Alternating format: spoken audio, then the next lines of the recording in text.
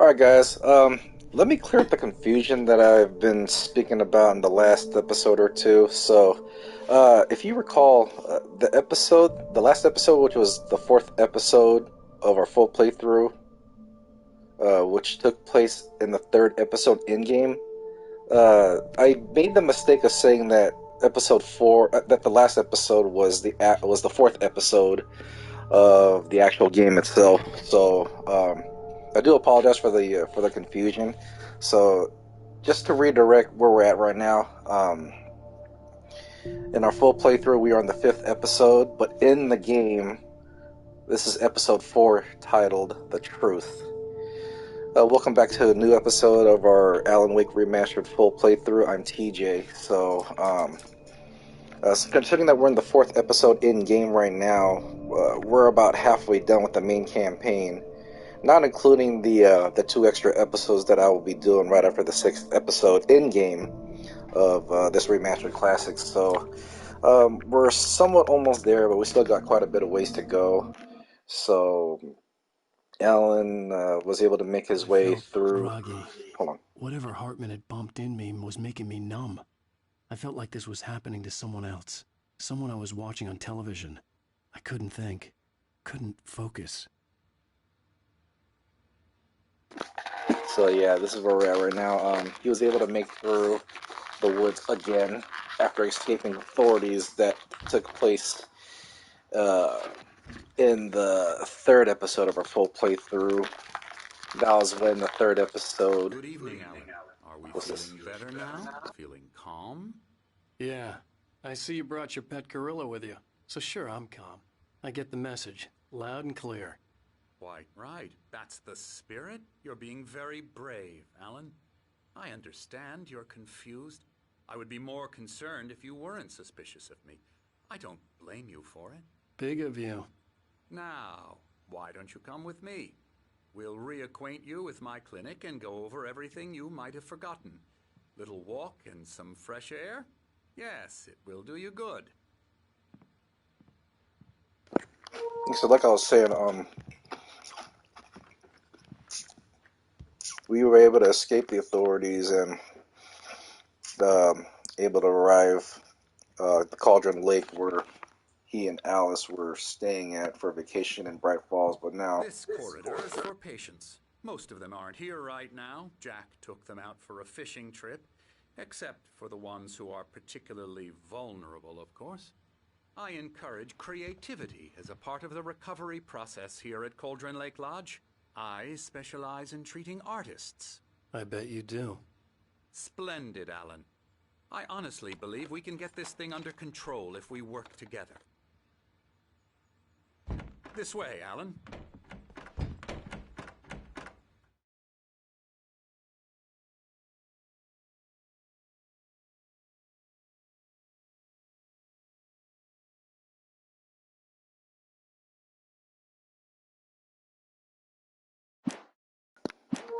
yeah, sorry about that. Anyways, hold on. Dr. Hartman might talk to me real quick. Now, Alan, from past experience with you, I know I need to get right into the heart of the matter as quickly as I can after an episode. So I'm just going to say this. Alice is dead. No. You're in a very vulnerable state until you understand and accept this. Alice drowned, and you couldn't face that. You're suffering from hallucinations, paranoid delusions, unusual thinking, an obsession about light and darkness, a feeling that everything revolves around you, your thoughts and dreams. Your mind has constructed an elaborate fantasy scenario in which your writings are affecting reality. She has been kidnapped, and supernatural forces of darkness are trying to stop you. We go this way, Alan. I wasn't ready for another shot, so I went along with it. He had to be lying. But under the influence of the drug he had given me, I had to fight not to believe his words. It's all in your head. You've been making it up. Apart from the tragic accident with your wife, no one has been killed. Your delusions are just a manifestation of your subconscious mind trying to protect you from the too painful. Sorry, I didn't mean to do that. Unless we fight the fantasy, it will return. I know the instinct is to resist me, but think about it. Doesn't this make far more sense than the insane supernatural conspiracy you have concocted in your mind? You're a skeptic by nature, Alan. We both know this. Everything can be explained logically. It's a big-ass sundial.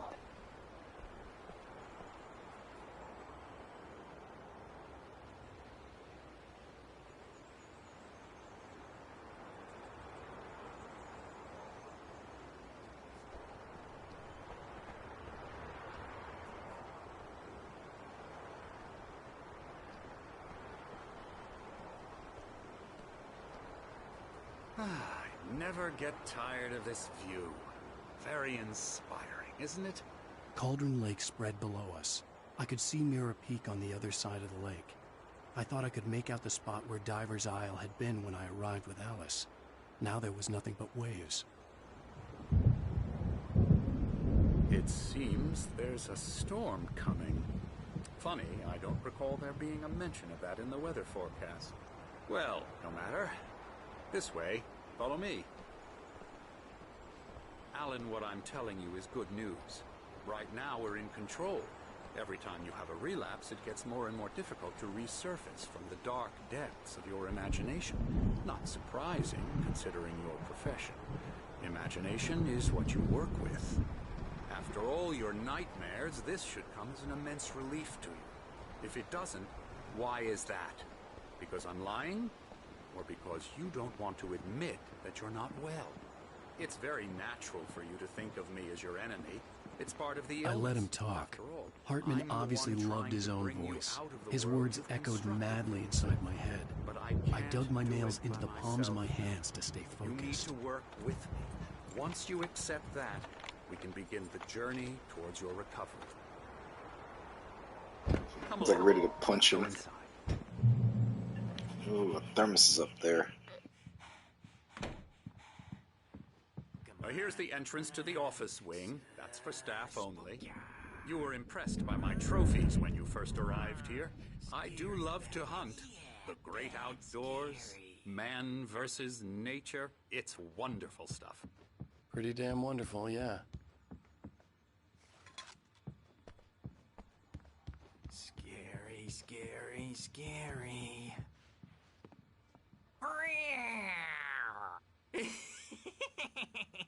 Emerson.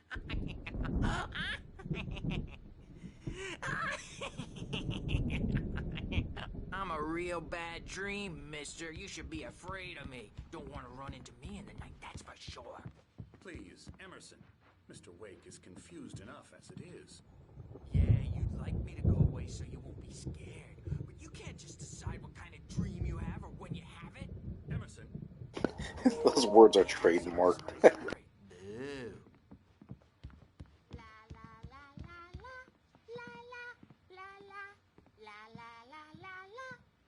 Elbow strike. Ooh, yeah. I'll get him. Now, you might have noticed the typewriter in your room. You've been writing as a part of the therapy. As soon as you feel up to it, you should continue.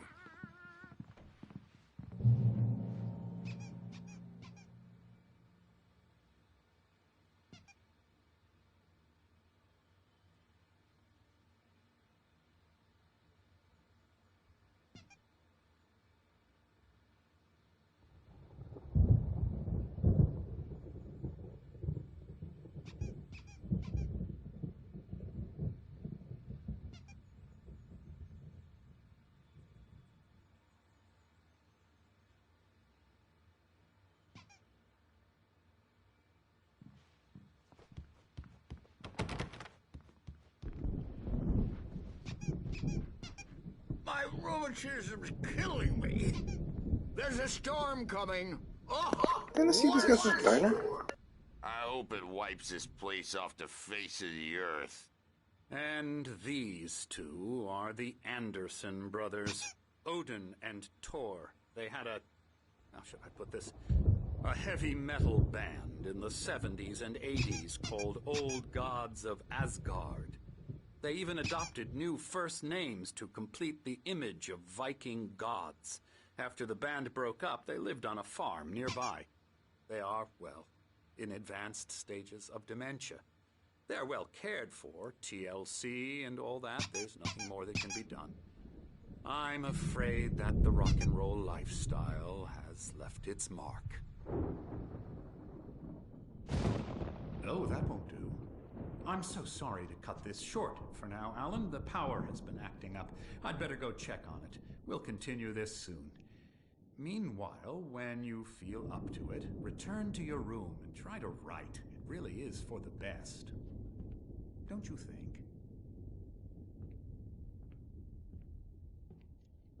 I'd like to bash his head in with a hammer. Oh, he'd love to fish out our secrets, but he has no clue. He's not crazy enough. Not crazy like us, Sonny. Yeah! Being crazy's a requirement, Sonny. Who else could understand the world when it's like this? It takes crazy to know crazy. That's the sanest thing I've heard in a while. Say, you're all right, Tom. Hey, we like him, don't we, bro? He's got to go to the farm. The Anderson farm. Valhalla! We wrote it all down, lest we forget. A crash course. All you need to know to get your head right. You need to find the message. Here, Sonny, here's something for you. Gave me a rash, but I kept it safe from these bastards.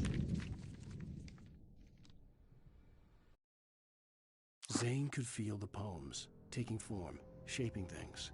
As he experimented, he imagined he could almost feel the power surging through the keys of the typewriter. It exhilarated him. But there was fear, too. If not for his young assistant Emil, he would have given it up. But Emil convinced him otherwise. He too had a way with words. My head was clearing up, or according to Hartman, I was sinking back into the fantasy. I was convinced he was lying to me about everything. Crazy or not, the Andersons made more sense. Tom, you got any booze on you? Yeah, no. Sorry, we have guys. a stash of the special stuff at the farm. Our own formula. Local ingredients. Medicine clears your head right up. Makes you remember like moonbeams on the brain. Oh, I just noticed. Leather patches on the elbows? That's not very rock and roll. Tom just lost is all. Baba Yaga got to him too, the damn witch. She used us all. Taken from all of us. Took my thunder, the witch. And my ravens. What were they? Memory and thought, the hag. She took something from you too, didn't she? That's what she does. We're better off. This place, the lake, it gives you power. If you're a creator, an artist, a god. Nightmare shifted in their sleep in the darkness of the lake. Yeah, that's the one. She makes sure it comes out twisted and wrong. Just ask the lamp lady. She knows what happened to that other writer. She's been using you, boy. And you let her. You went and opened the door for her, didn't you? Now, it was already open a crack. And whose fault is that? We're morally corrupt, disease-ridden, old and stupid. Doesn't mean he had to open it all the way, goddammit.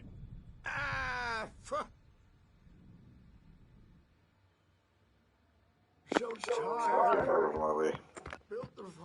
I like how during that cutscene, as the guy with the toy hammer raised it up, the lightning in the background struck. That was funny.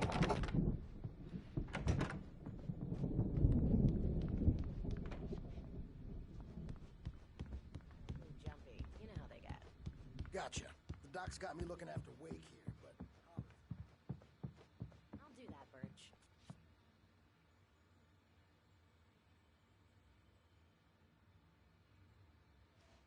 Hey, Wake, why don't you humor Dr. Hartman and give the writing a shot, huh?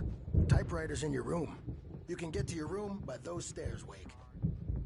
I don't want to disappear. My nightmare is the publisher people who want to make a contribution so they can say they made. Oh, hello. I've painted you.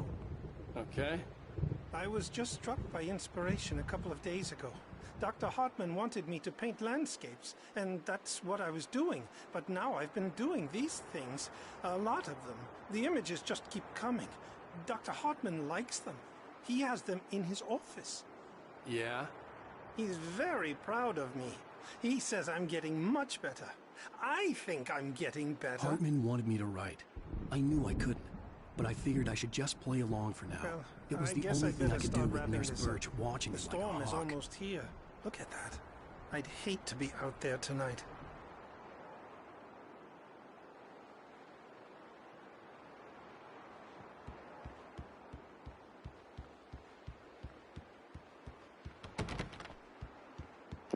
Okay, might as well go to my room.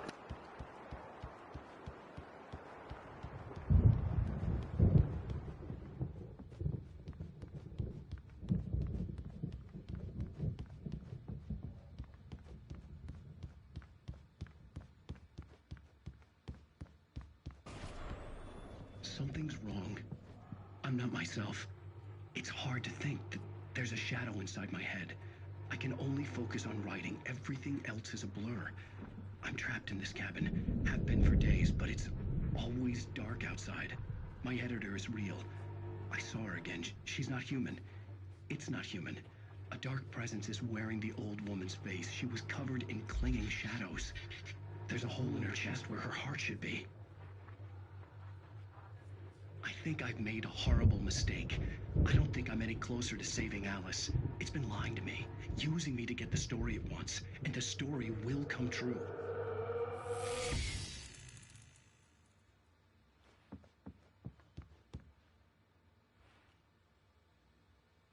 Oh, I gotta scan this one real quick.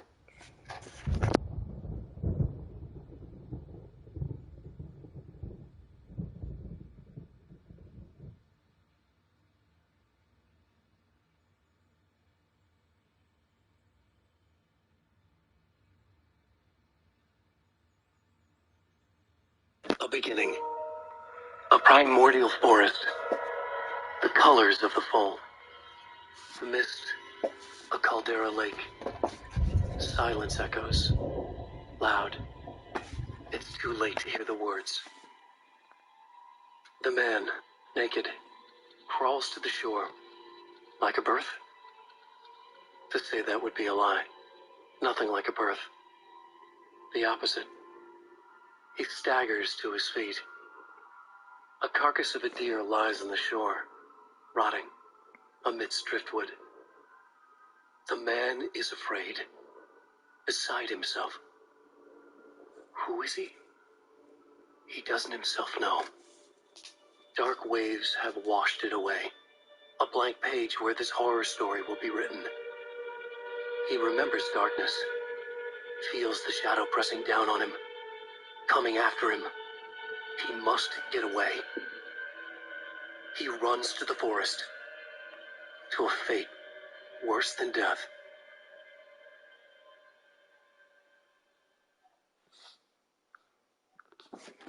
And that was the third vision. I think there's like, what, 5 or 6 of them?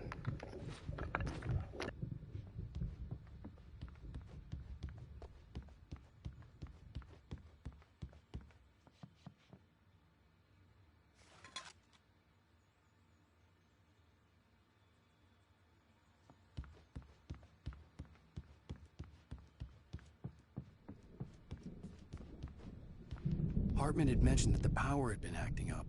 Maybe that was the reason for the generator and the work light on the balcony. The generator hadn't been activated, and there was no key.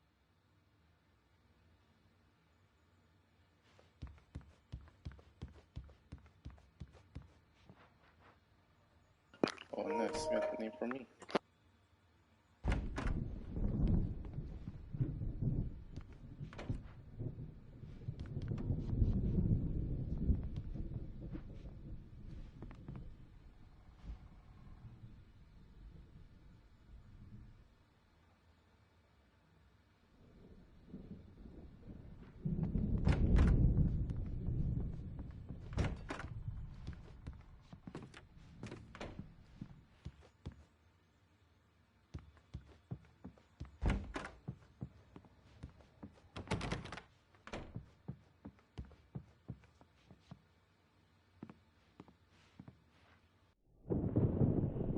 white glare of the blank page in front of me hurt my eyes. My hands began to shake uncontrollably. Everybody, calm down. Put that down. Bert, I need help. Hey, Wake, you stay here. I'm gonna go see what's up. You just keep doing what you're doing. Be cool, okay?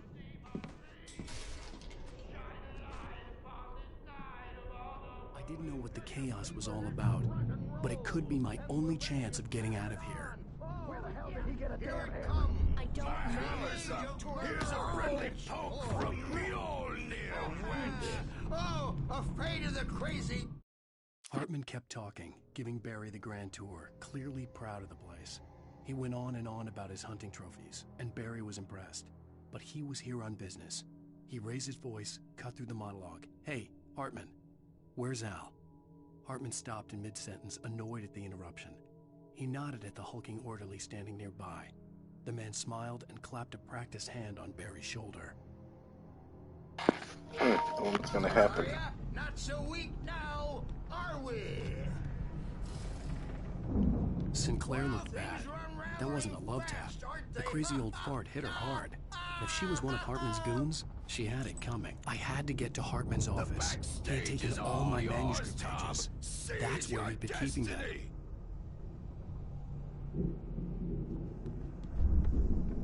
Come out and face the music, Birch. It's time to pay the piper.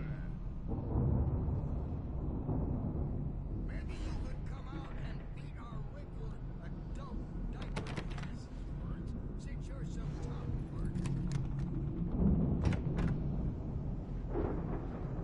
The photo on the wall caught my attention.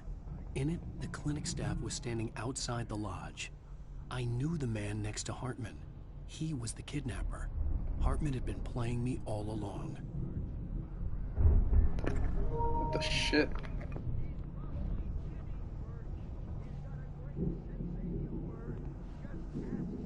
The markings on the tape said they were recordings Hartman had made of the sessions with his patients.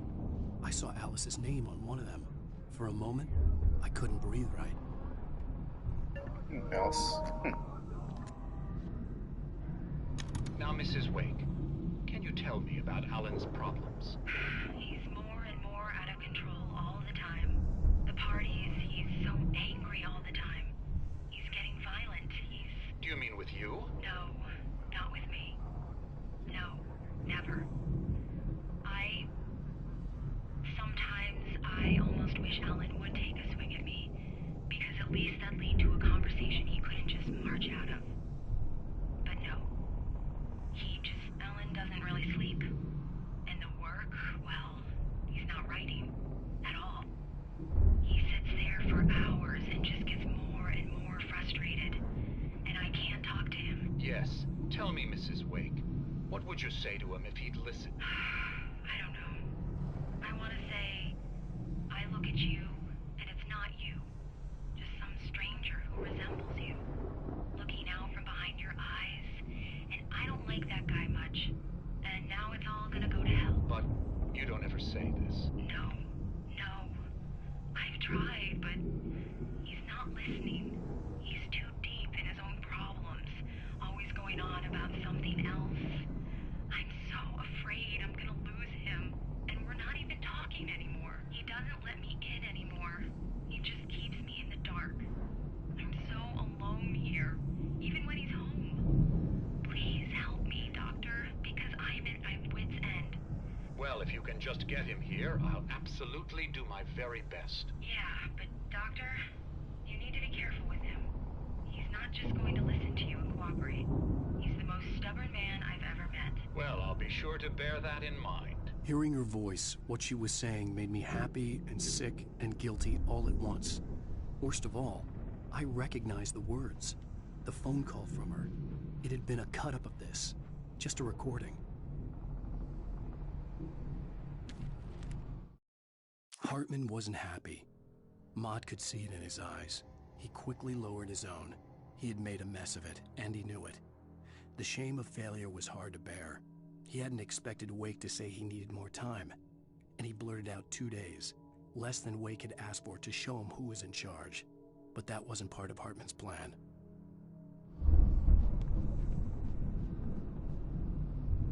Rudolph Lane's case is interesting. He was completely blocked, and frankly, I was about to discard him as useless. However, once Wake arrived and started writing, something changed in Rudolph. He's producing extraordinary work, increasingly dark pieces. Unfortunately, he doesn't respond to direction at all, and it's my belief that he's not so much a creator as an illustrator, perhaps, a recorder of sorts. I hadn't considered the existence of such a role before, let alone its implications, but the paintings he has produced are informative. At least he's easily controlled and useful. I wish I could say the same about Wake. It's frustrating that the best subjects are always so damn difficult to deal with. Not buying that. I was tailing Wheeler, and this is the only place he could have gone. That means Wake is probably there too! Agent Nightingale, this is private property, and I will not allow you to disturb my patients. Yeah? I can get a warrant. How would your fragile little patients like that? Oh, I'm thoroughly intimidated by your mighty authority now, Agent. Listen, you smug snob. How would you like it if I busted through this gate and knocked you around a little? Agent Nightingale, first of all, I'm recording this conversation, so you might want to watch what you say. Secondly, you're not dealing with a hick now. I know the law, and if you can get a judge to grant a warrant, I'll be glad to cooperate. But you won't get one. Be advised that any further communications with me are to be made through my lawyer. I don't believe this. Good day, Agent. Yeah.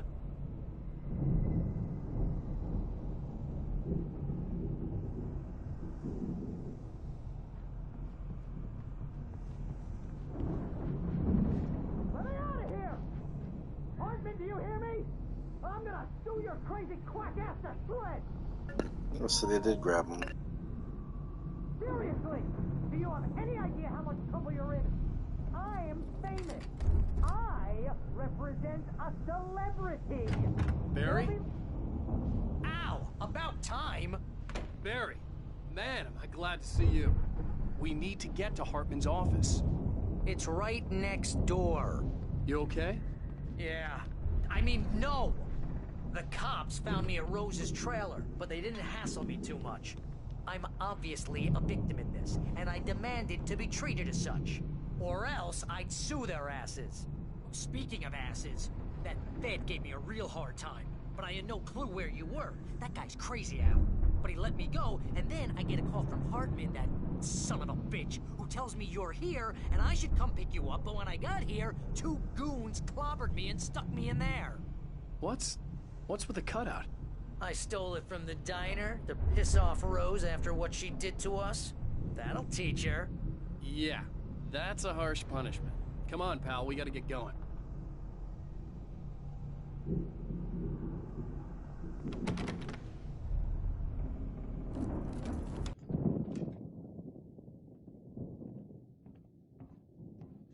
These were all the pages I had on me. And more.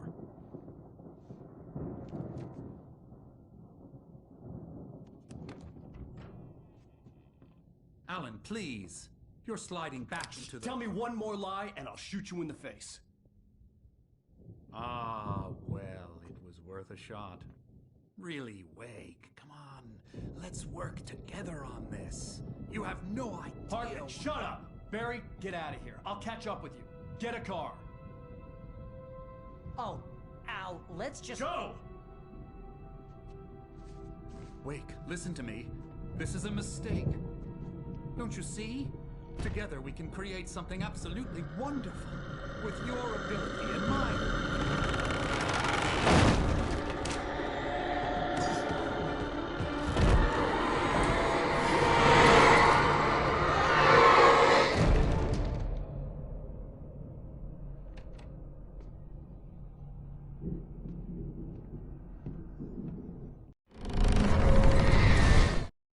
Hartman followed the fall of Alan Wake with his binoculars. When the rider hit the water, he ordered Jack to take the boat to him. The spot was easy to see in the dark, even with all the extra lights in the boat. The flare floated and kept burning even in the water. Jack turned the radio louder as the engine sputtered. The music was rough and clanking, something the Anderson brothers would no doubt have enjoyed. But Hartman chose to ignore it. Wake was finally within his reach. I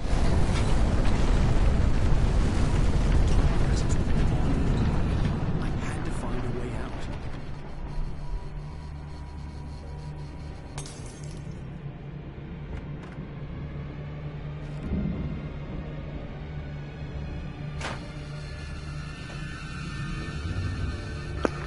Fucking flash. Oh god.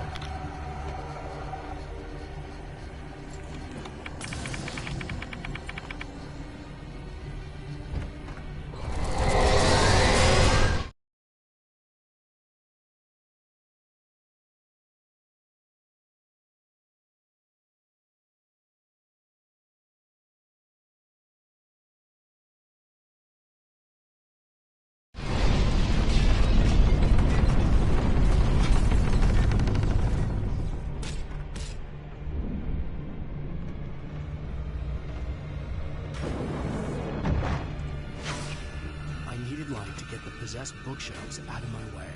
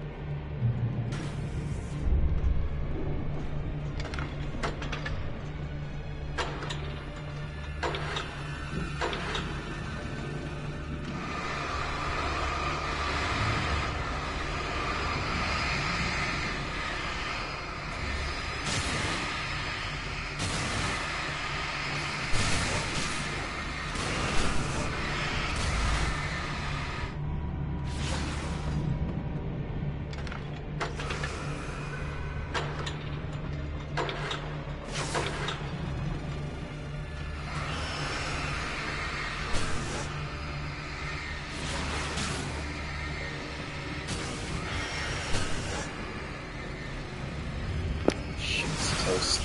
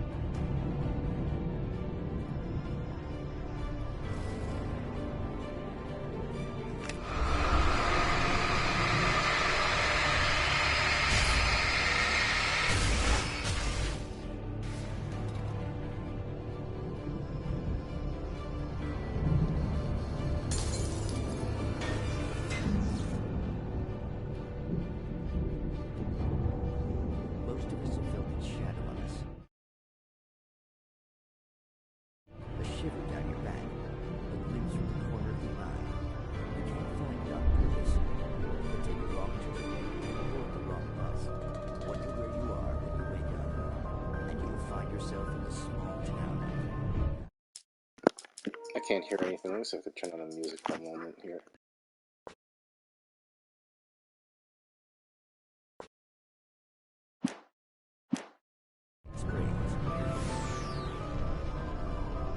Tonight's episode, The Deuce.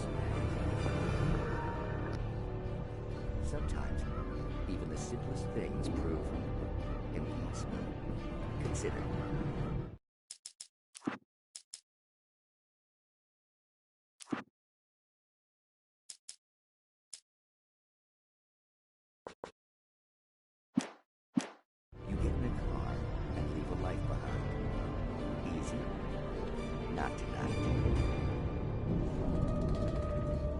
Thanks for the ride, Mark. I'm so glad to be leaving this place. You have no idea.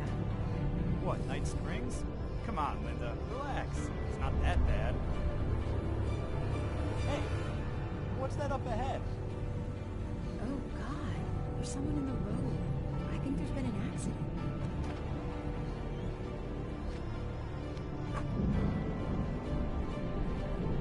Are you alright?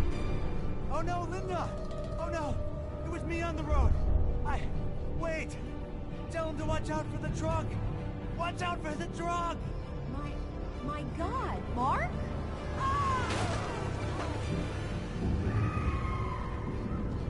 Oh, no, please!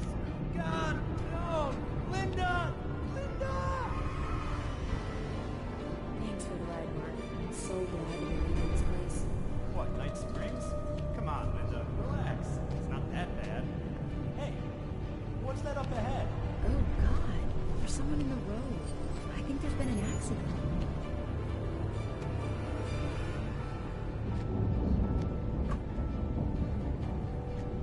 Are you alright? Oh no, Linda! Oh no! It was me on the road! Wait! Tell him to watch out for the truck! Watch out for the truck! My God, Mark? And there you have it. A vicious cycle, brutally punctuated by the blast of an air horn and screaming metal. Many roads are dangerous, but none more so than the one that leads away from Night Springs.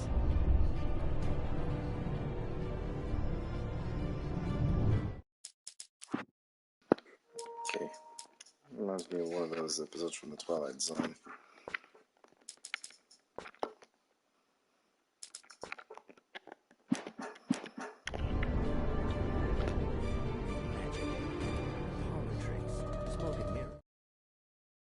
Hartman knew he was no creator. He had no ambitions on that front. And he certainly didn't want to end up like every artist he had worked with here, damaged in ways that were hard to describe, or worse. It was enough for Hartman to maintain creative control and provide direction, to be a producer. That was what most of these people were in need of anyway. Of course, suitable subjects were few and far in between. But for some, magic is more than that. It's a way of working the secret machinery of reality itself. And more than one member of that Eldritch Brotherhood can be found in Night Springs. Tonight's episode, What's in a Name? We find an old man standing on an old, rusting, derelict bridge, leaning his bony frame against the cold steel. And though he looks idle, he is hard at work. His young apprentice attends to him, as good apprentices do. Yes, yes. Coming along nicely. Don't you think, boy? Yes, Magus. Sir, we've been getting some complaints due to facing the bridge. Oh. No, I wouldn't do that. Sir, I can see the screwdriver in your hand and the scratches on the steel beams. You've been spotted doing this all over town. Yes, I have been very busy, but I'm no vandal, officer. Exactly what are you up to, sir? He's writing his name on the town. The youngster is correct. I'm writing my name, my whole name, the entire and complete description of my soul on the town. I'm almost done. Yeah? Well, all I see is an old man tagged in public property. Oh, I should bow down to the wisdom of your years. Words have power, young man. Names and titles especially. Uh-huh. And, what's your name supposed to be? Tell him, boy. Tell him while I finish the carving. Officer, it's... Say my name, boy. Say it. It's Night Springs, officer. But isn't that... That's the name of the town, isn't it? Yes, it is from now on. Wait, where'd he go? Hey, where is he? Oh, officer. You know where it is, and what he is, don't you? I think you should get in your car and drive away, and remember which town you're serving.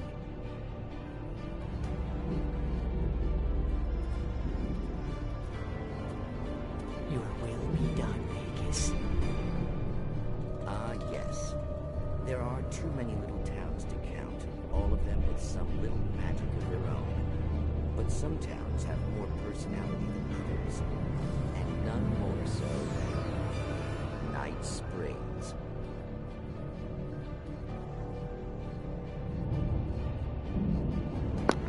That was a double header. Okay.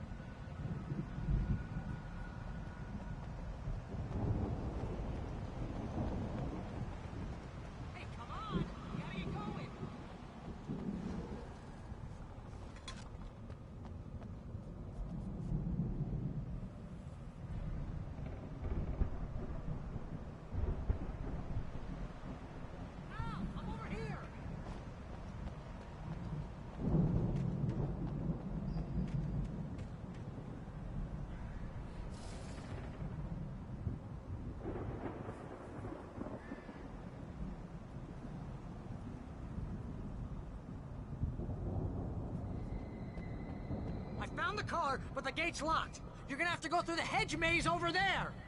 Barry, I don't have a light. Take this, Al. Oh, God! Look at the house, Al! Look out!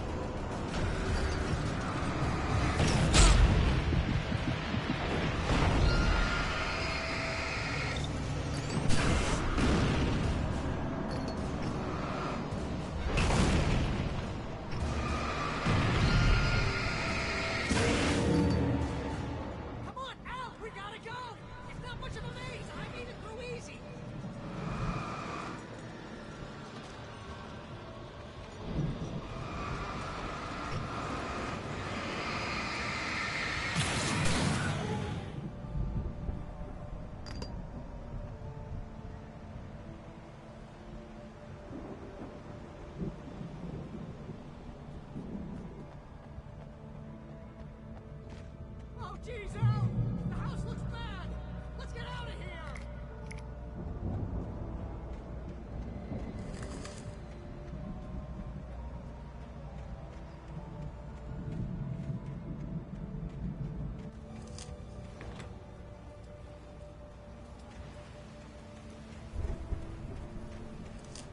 Al, hurry up! I can hear those evil guys moving around! Good, let him come.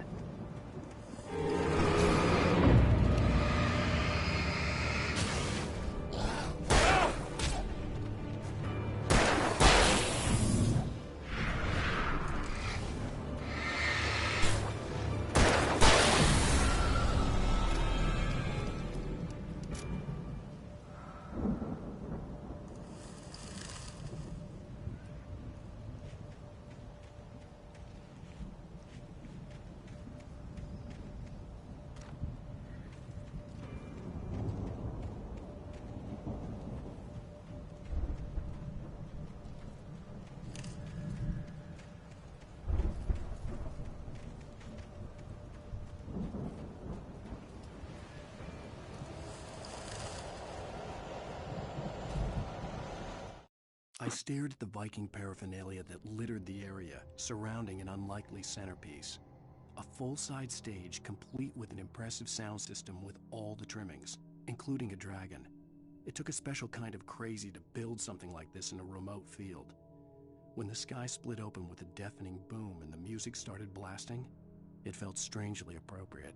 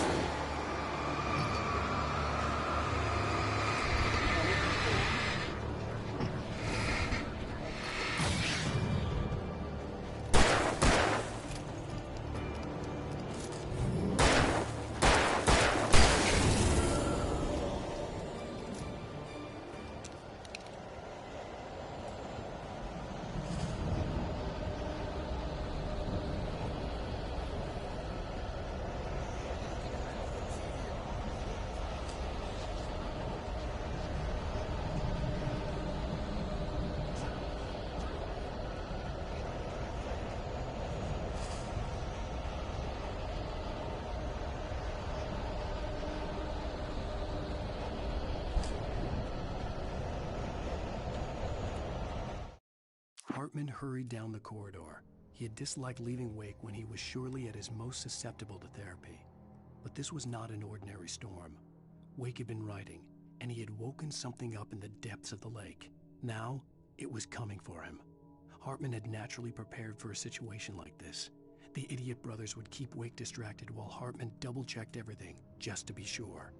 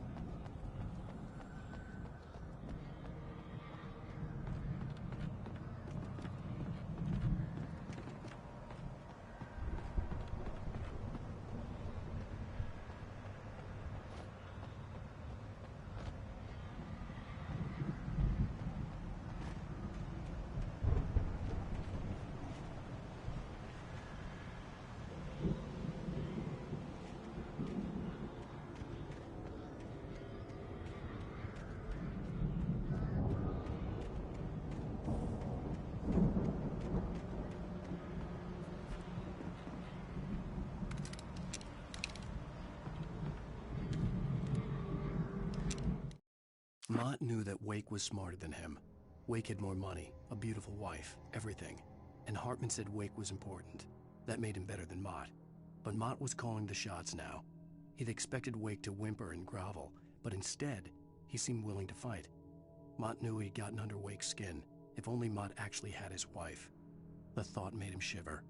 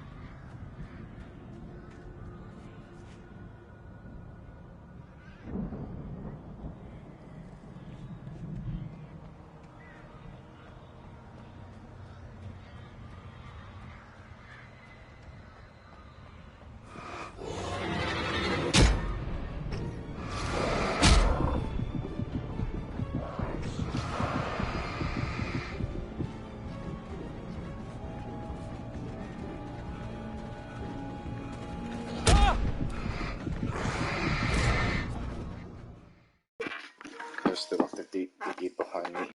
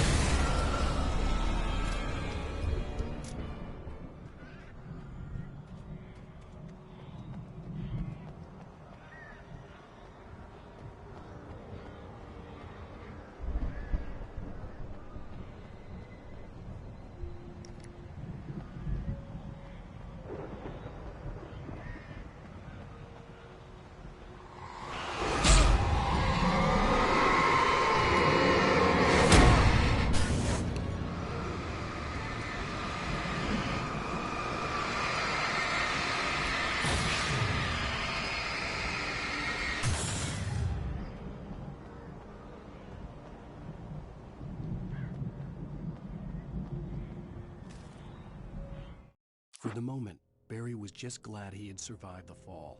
He had been separated from Al, and there was no easy way to climb back up. He told himself he'd be okay in the gloomy forest at night. He would just have to wait for a while for Al to find his way down. Barry turned when he heard the heavy footsteps and saw the movement. The man-shaped shadow lunged at him from the bushes, an axe held high. Barry screamed and threw up his hand. The world exploded.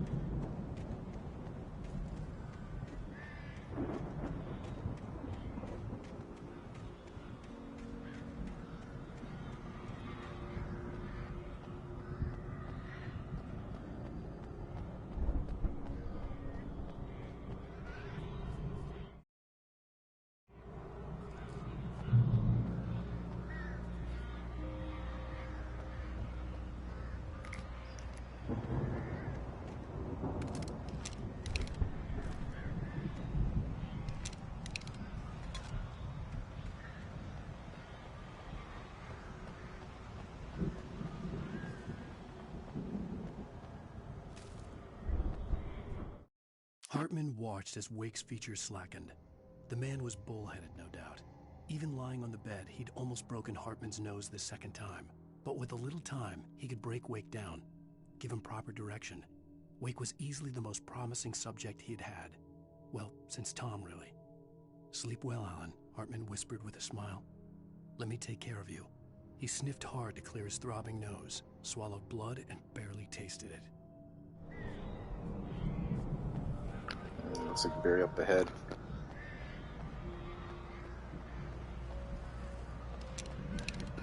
Better not be no stupid traps.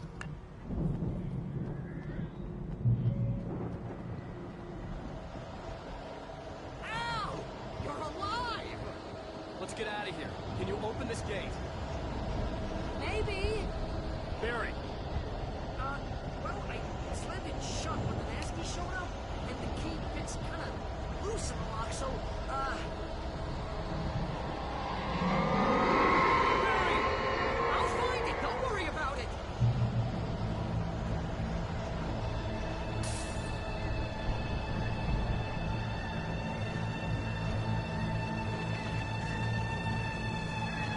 Hurry up, Barry!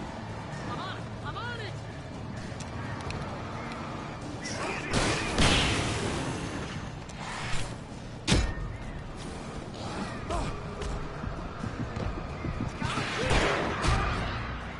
Oh, I got surrounded.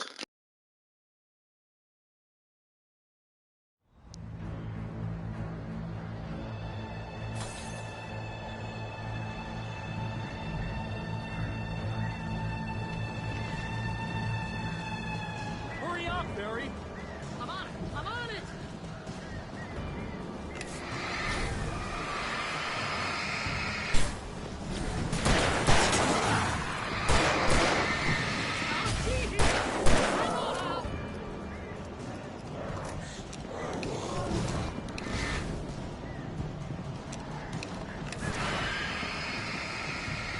Hey, found a corner!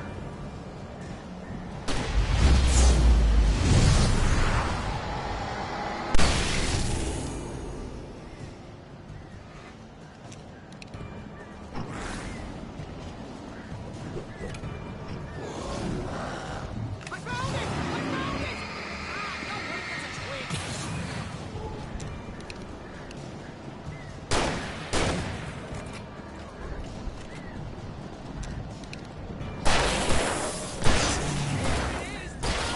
key!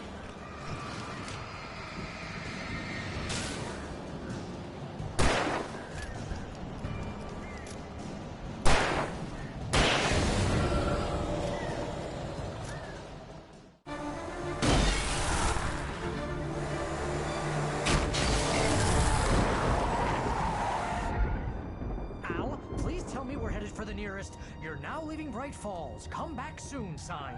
We're going to the Anderson farm. I knew you were gonna say something like that. You know what? You owe me big time for this. When this is through, if we make it, I don't care what anybody says, I'm done with darkness. You're gonna buy me a tanning bed as a gift, and I'm gonna live in it.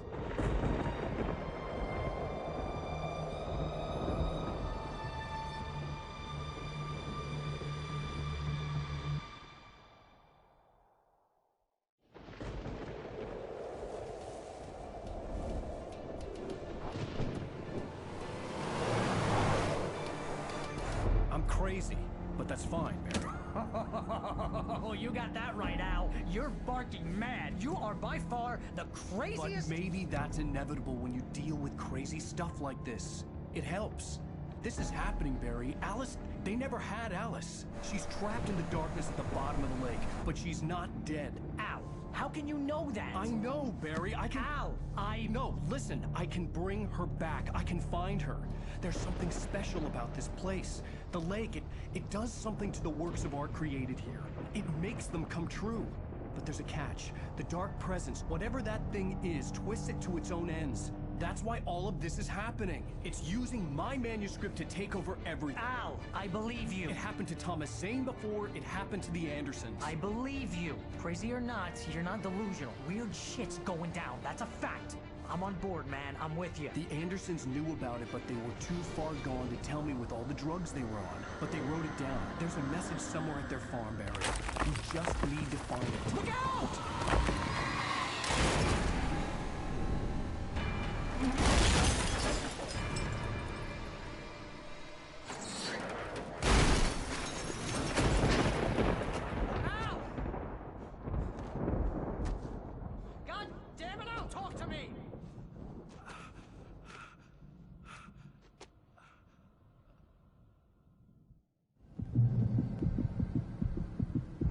I had lost my gun in the crash. Barry was nowhere to be seen. Barry! Barry! Oh, man, you're okay! Jeez, it's good to hear your voice! I was trying to get out of the car, but the ground gave way! Man, what a drop! Don't worry, your cutout is fine. Forget that! Are you okay? I hit some bushes, didn't get a scratch. There's no way you can climb down, though. It's like a sheer wall.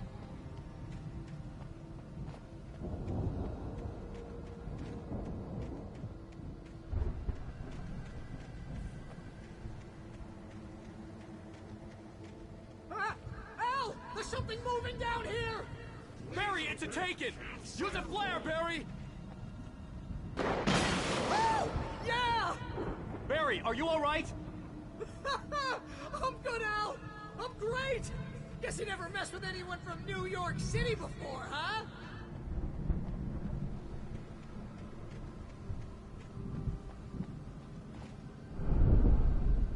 You're gonna have to find your way around to the farm, Al! I'll be waiting!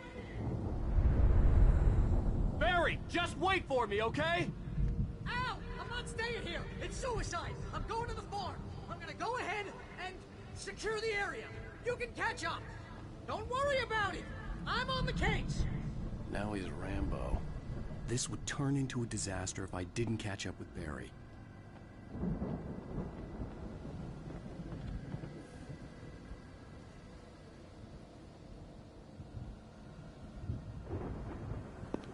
Let me see where he goes.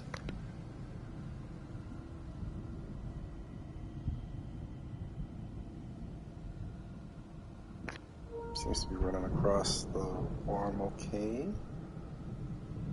Hang on.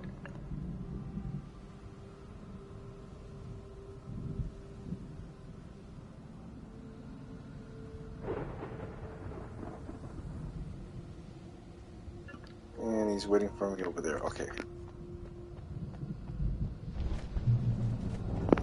A lot of protagonists always have to take the long way. The long, most difficult path to their next objective or their mark.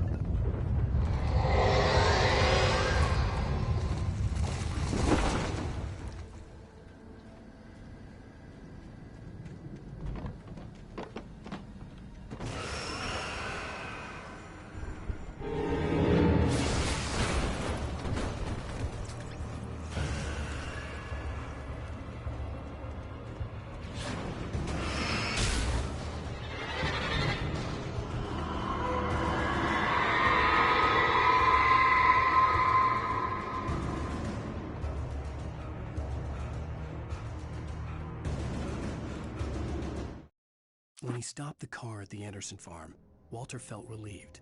Oblivion was close at hand. The brothers wouldn't miss a jar of moonshine or two in the booby hatch. But then he saw the man on the porch, and he knew who it was. Driving for his life and knowing it was useless, he didn't realize he was crying until he couldn't see the road for the tears.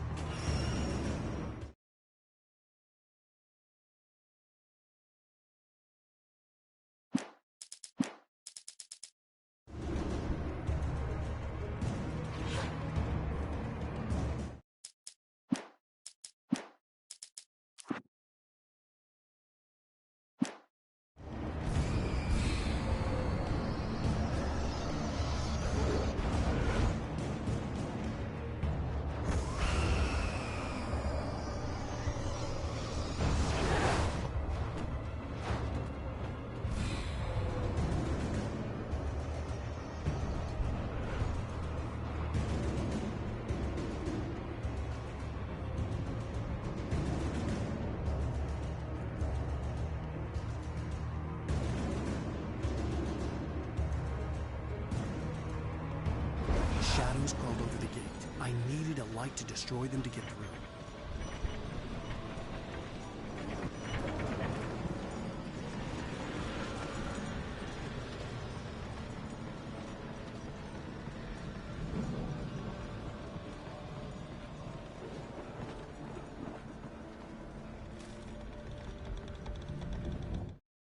Agent Nightingale stared at the passed-out rider.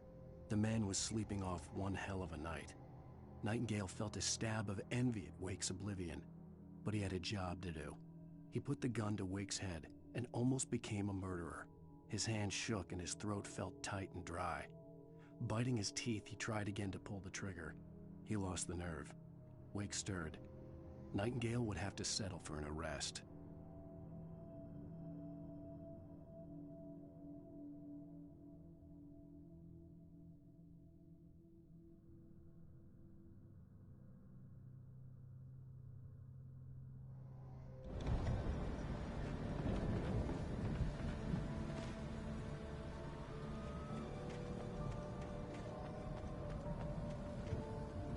I hoped there'd still be a working generator somewhere around here to power up the old lights by the gate.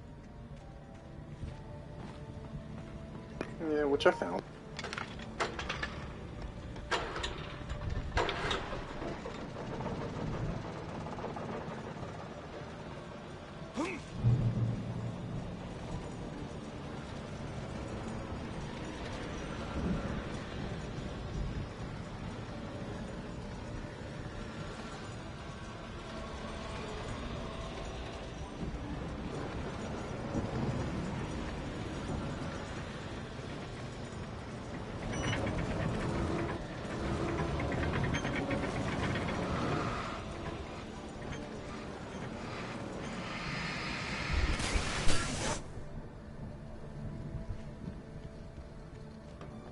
I could sense the movement in the woods ahead. Facing the enemy without a weapon was dangerous, but I had no choice.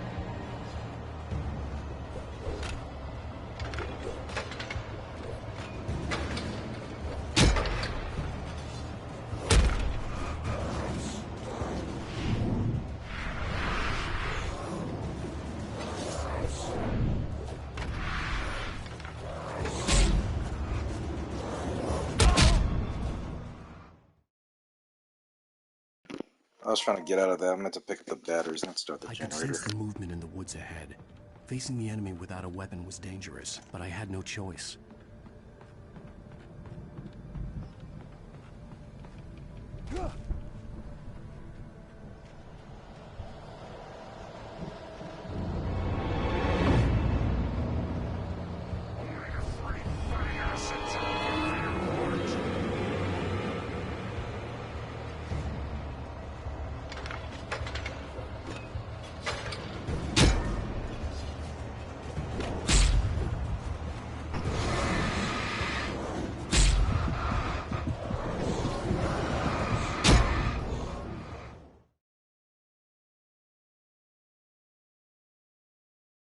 I could sense the movement in the woods ahead. Facing the enemy without a weapon was dangerous, but I had no choice.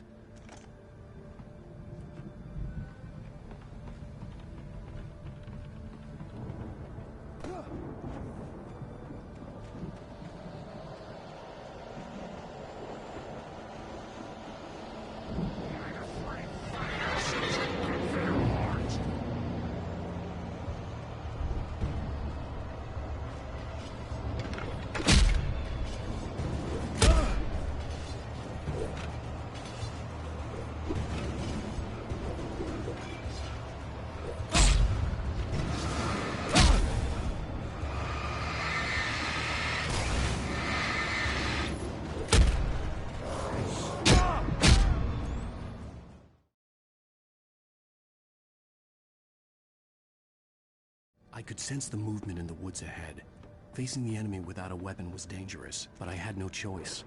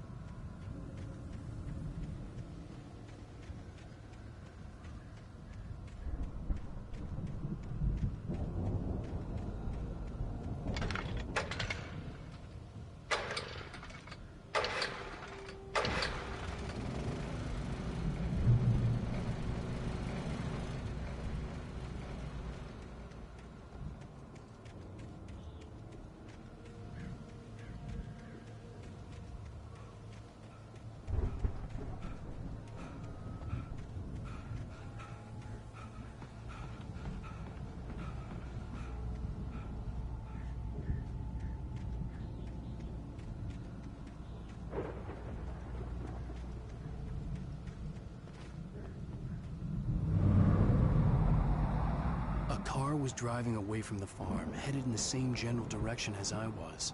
For all I knew, it was Barry, caught in the consequences of leaping before looking. Hopefully safe.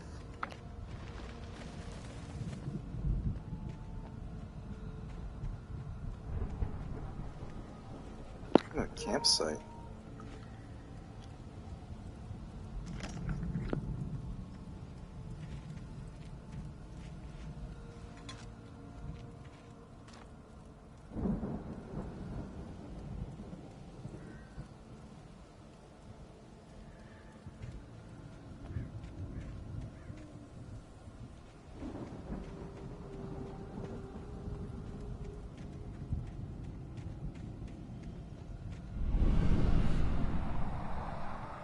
The car was heading for the cabin up ahead.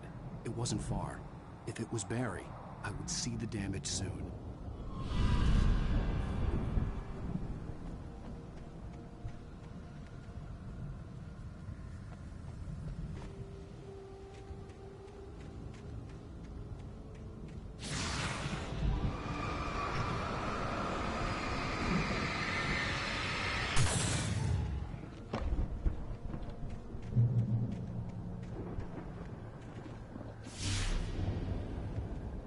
I'm trying to deliver each page to the right time and place. I'm trying to show you how the story goes. I had seen glimpses of the light before. I had seen it in my dream. It was a strange spaceman or a diver in a bulky suit. He was the one who'd been placing the pages on my path. The dark presence followed the choreography laid out to it in the manuscript, growing stronger and stronger, moving like a storm from one scene of destruction to the next. But it was still bound to follow the story and chained to the dark place it came from. When the story reached the end it longed for, it would finally be free.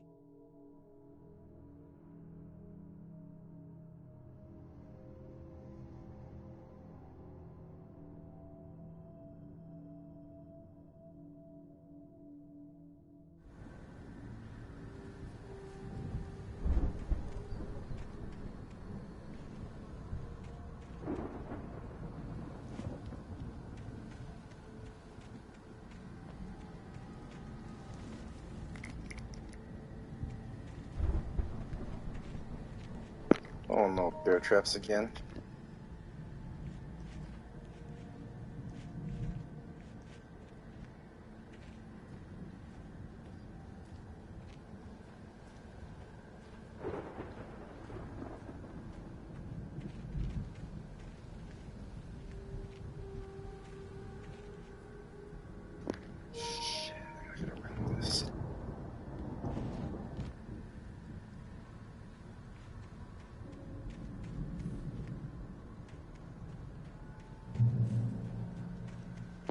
Good.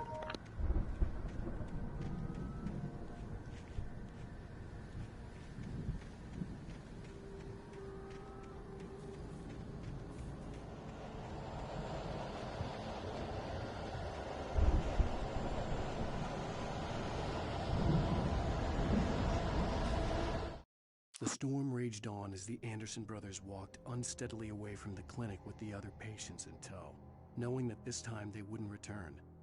The darkness around them seethed with horrors, but Tor and Odin were unafraid. Their eyes glinted with guile. They knew every secret path, and there was blood on their hands. They had fought these shades before.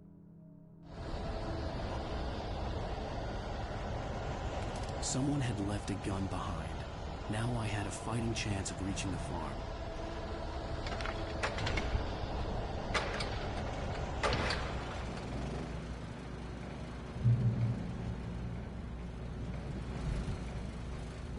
Oh, thank you.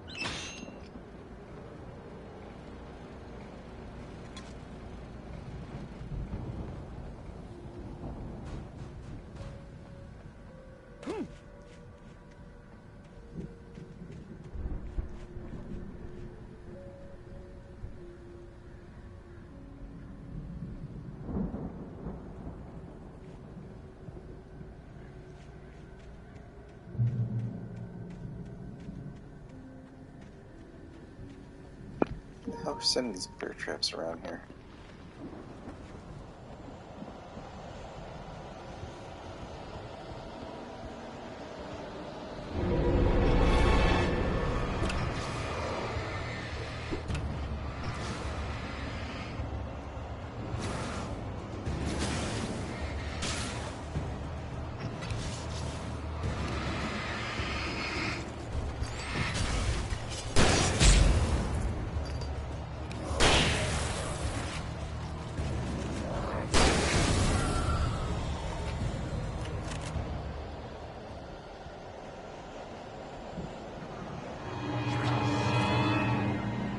A freaking pipe wrench, goodness.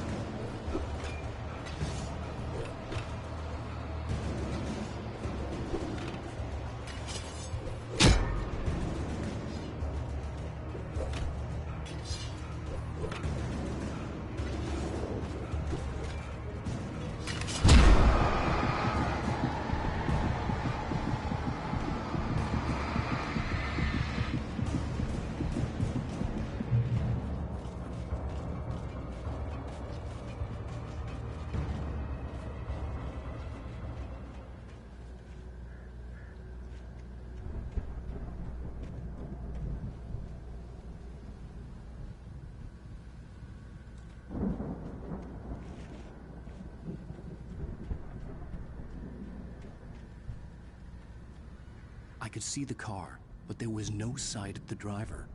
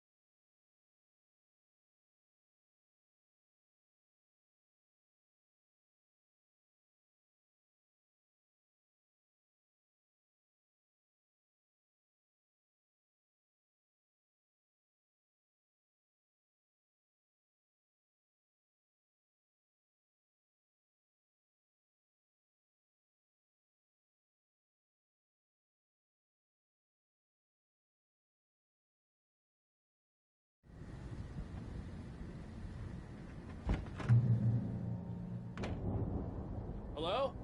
Anybody here? Barry! No! Danny, you're not! Ah! Please! Ah! What are you? Ah! No! Don't! I'm sorry! Ah! Ah!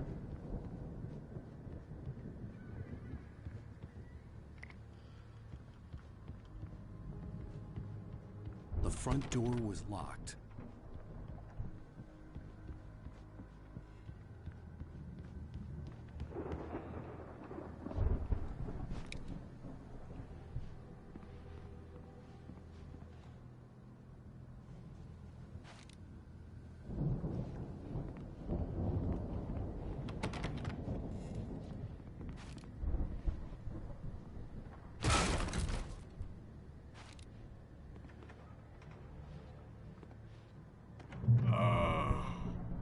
I know you.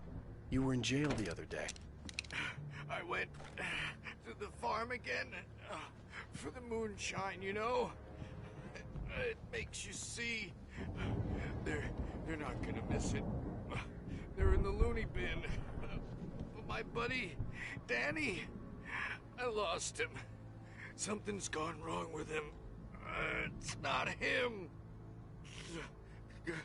Like a real bad follow-up to a real good movie. The best friends suddenly the bad guy who wrote this crap anyway.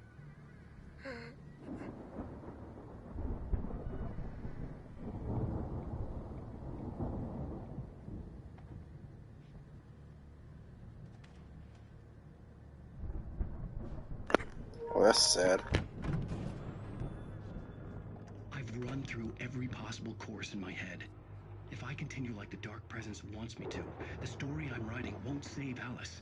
It's a horror story, and it's going to kill her, and me, and everybody in this town. No one will survive. Darkness will consume everything. This is what it's wanted all along. It will be free, unstoppable. It used Alice to get to me, dangled her in front of me to keep me going. It was never going to release her. I'm going to change this. I'll escape. I've written myself into the story. I'm now the protagonist. This feels like a terrible risk, but it's the only way to save Alice. I'll be bound by the events of the story just as much as anyone else who's been woven into it. The story must stay true for this to work. There have to be victims along the way, near escapes, cliffhangers. In a horror story, it can't be certain that the hero will succeed or even survive. He almost has to die. I'll write my own escape into the story next. I need help. Zane's going to be the one who will help me. I'll make it happen.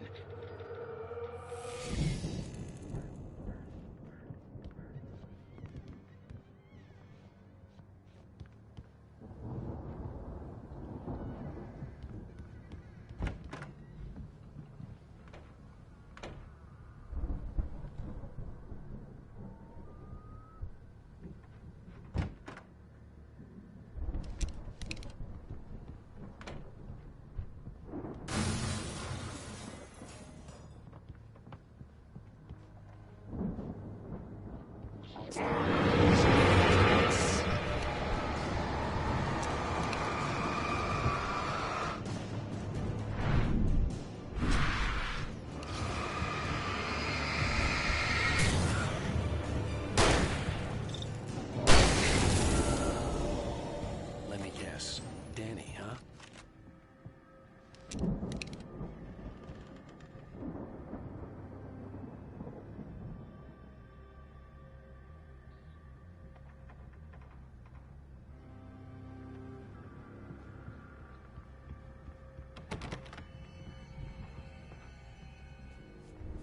The farm was still a good distance away. I'd need a car to get there fast.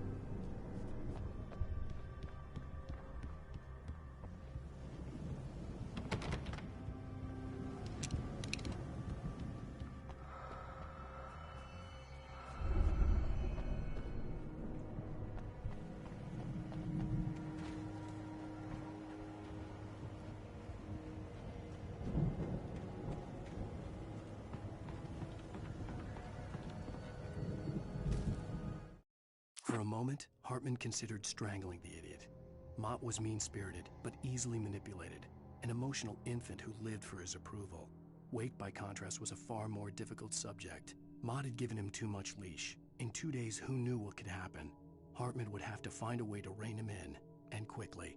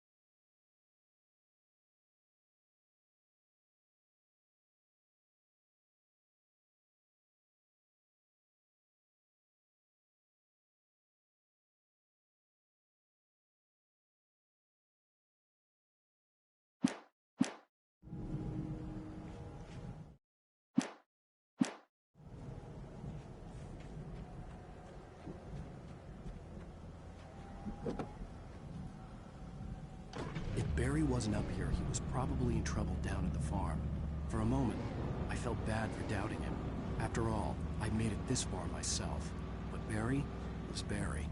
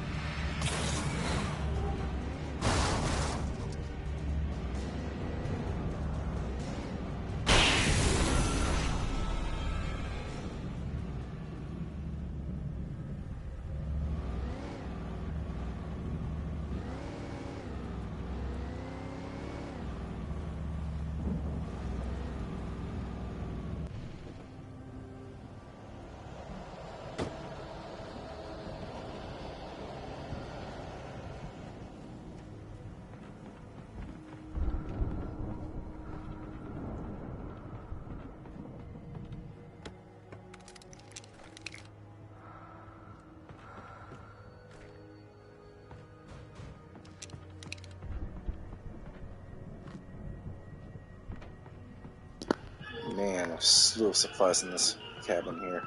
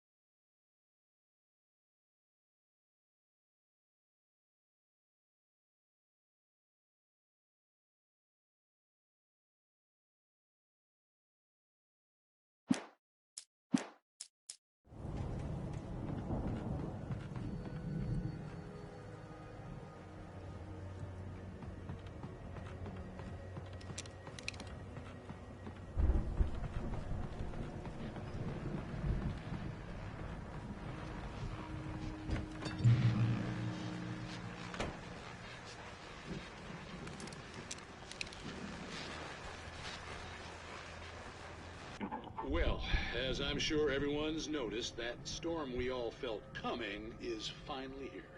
The boys at the Weather Service reckon it'll last until morning at the very least. Pertaining to that, let me read that missing persons alert again. The Sheriff's Department's still looking for a Caucasian woman, 30 years old, slim and blonde with blue eyes. She may be lost in the woods, and it's possible she's been injured in a car accident. If you see her, please make sure you get her indoors and call the sheriff. It's bad weather to be caught out in, so if you see someone in the area who maybe looks a little confused, give them a hand, all right?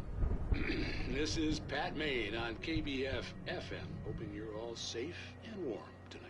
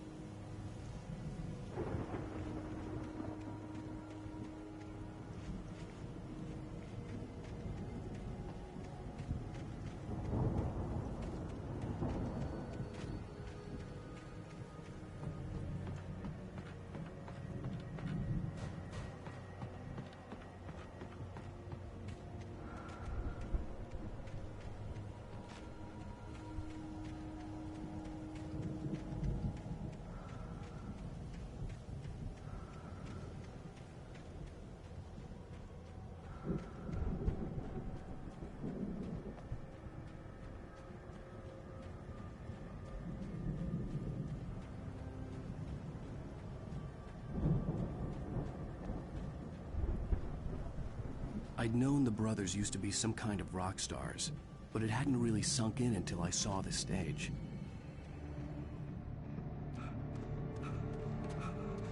Ow! Run! Incoming! There's too many of them!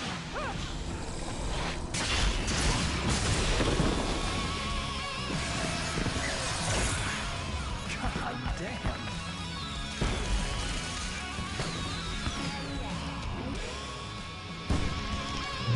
I'm so glad you decided to go it alone, Mr. Bronson. Shut up and shoot! Ow! We have to fight them off! I can set off more of the fireworks from here and help you out! Hey, Al! Did you notice there's a lot of ammo and stuff around? This place is stuck! Hold on! I'll try to get the stage lights on!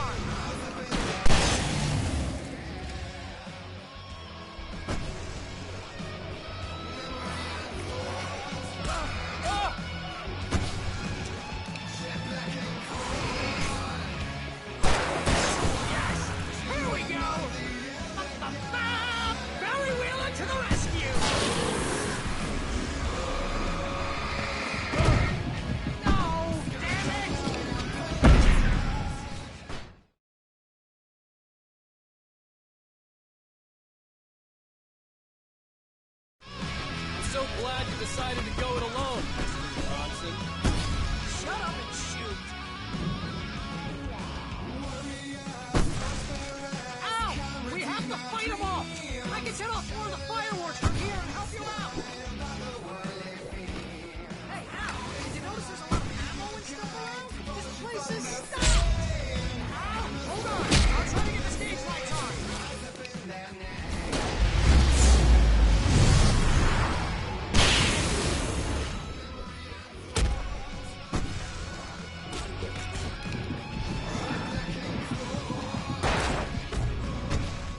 Oh my god, I didn't know what was going on.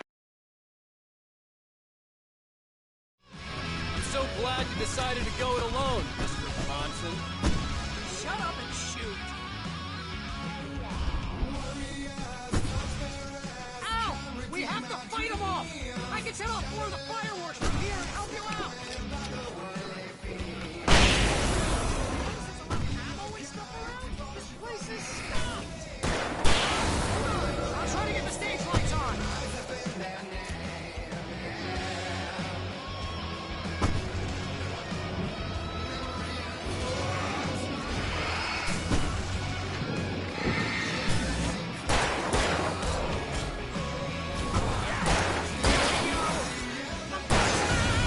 Barry Wheeler to the rescue!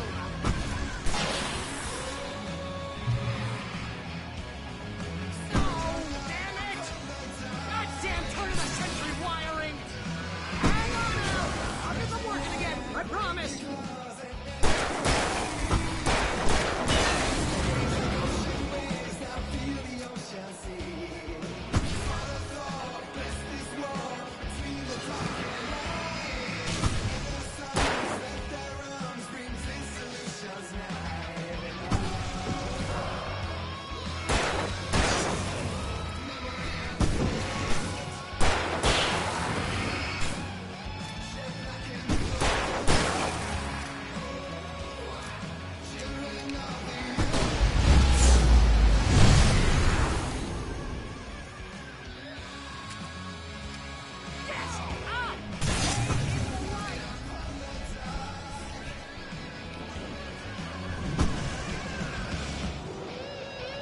Oh, no, no! Why do you keep doing this to me? Do it for Barry, please, please, please!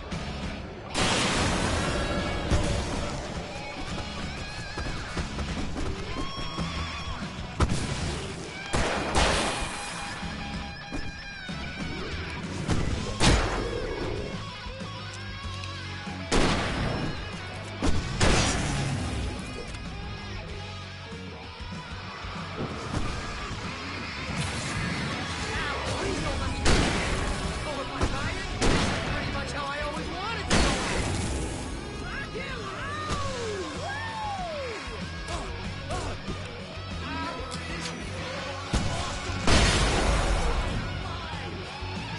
trying to kill us. That's the high point of my life? Really?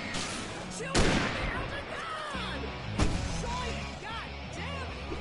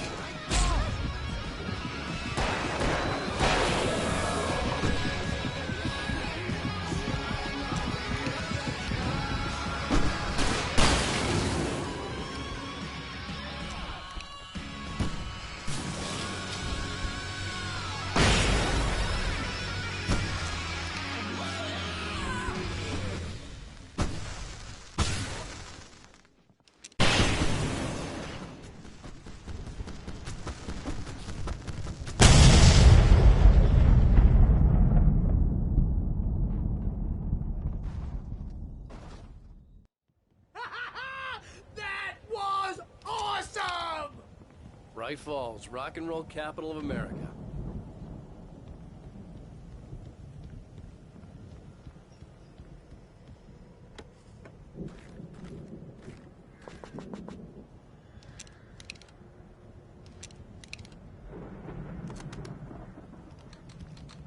Hey, Al! This way to the farm!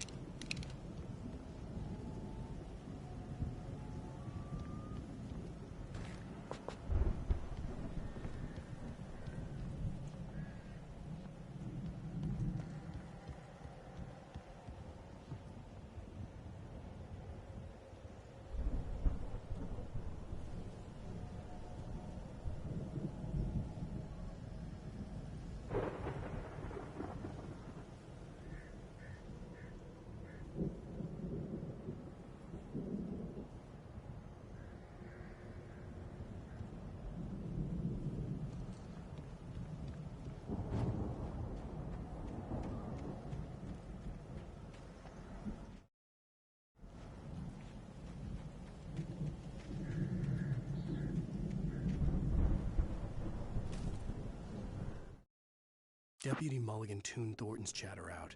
He didn't think writers were particularly useful people, and a huge manhunt for one struck him as idiotic. Certainly not worth the missed opportunity for coffee and pie. It wasn't even clear what the man had done, except run from them at the trailer park. Mulligan knew he wasn't alone. The sheriff's patience with the Fed was running out.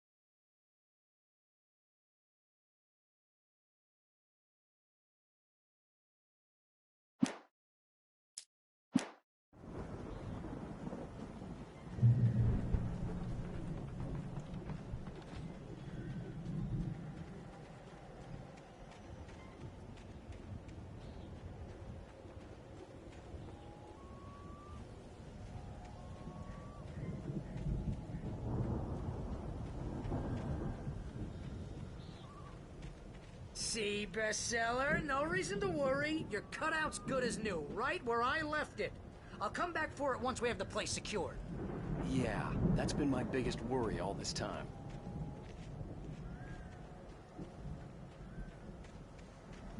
We need to get this thing moved out of the way. This is as far as I got before they ambushed me.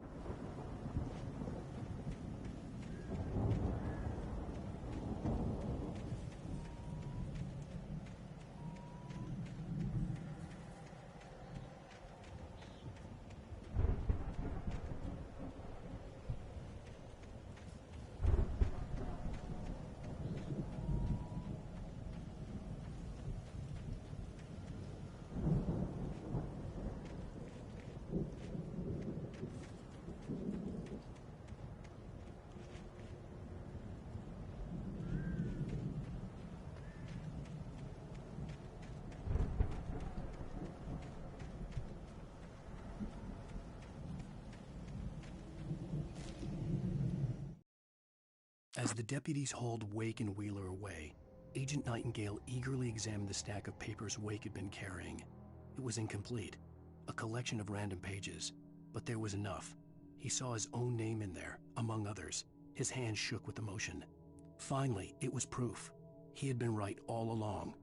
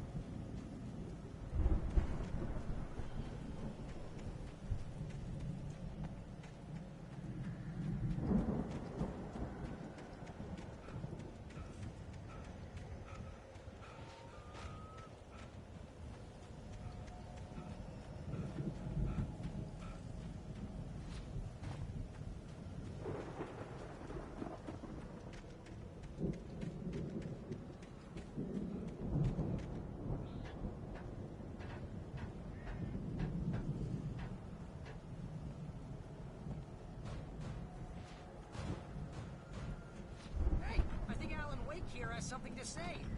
What's that, Al? I'm Alan Wake. I'm always right about everything. And if I don't get my way, I'll sulk all day long. I'm always intense and moody. Here he is. Right now, I'm just standing here because I need my best friend Barry to carry me. But that's okay. I can just take him for granted. I think I see what you did there. Yeah, it was pretty good. You want me to do my imitation of Barry Wheeler? No? Thought so.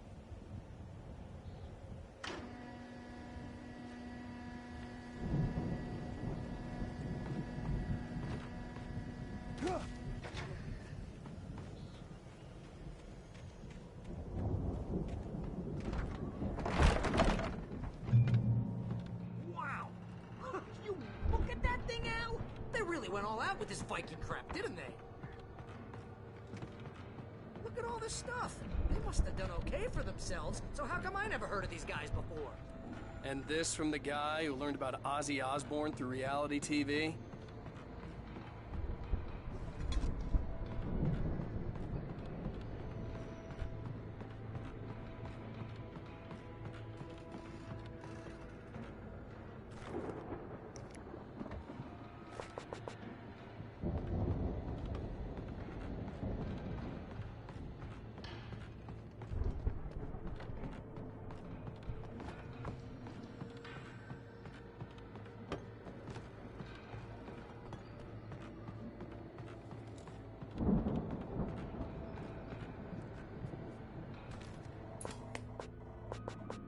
Sleep.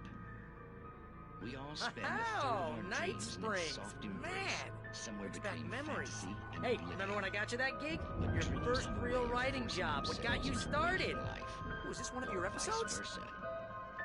In Night Springs. Tonight's episode, The Dream of Dreams. That's by someone else. We join Mr. Jones as he explores the endless dreamscape, only to be brought to a sudden stop by a decidedly mundane situation. A long line of people. Hey, Jones, right? Listen, we're gonna have to wait until His Highness over there is good and ready. Oh, wow. Who's that? You don't know him? What are you, new? He's the guy dreaming us. Well, not just us. He dreams everything. All of this. But wait, no. I'm the one who's dreaming. I'm asleep. Isn't this my dream? Oh, yeah. Sure. Get real, pal. You're just another dream. I'm a dream. You're a dream. The weirdo in the diving suit is a dream. And the girl made of smiles and sunshine is definitely a dream. But I'm pretty sure I'm dreaming this. Well, maybe you're a really confused dream. What am I, a shrink?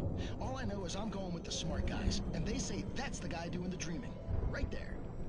I don't know what that means. It means we keep him happy. No sudden falls. We make sure he has his clothes on when he goes out in public. No chases where the monster is nipping at his heels and he runs like crazy, but his legs don't seem to get him anywhere. None of that. Because if he wakes up in a cold sweat... Oh. Yeah, precisely. So we wait till he wants to move on. Keep things nice and calm. Hey, something's happening here. Yeah? What's that? What? Can't you hear that? Oh, God help us, it's an alarm clock. Oh, it's you, isn't it? Please, man, I got a wife and kids. Please don't wait.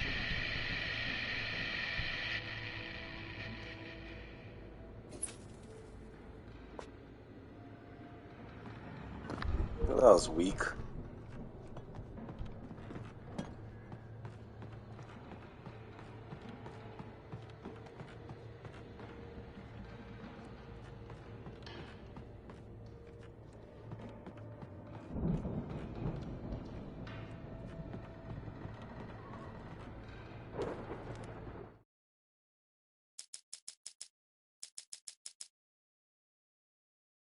It's 1976. Madness reigns at the Anderson farm.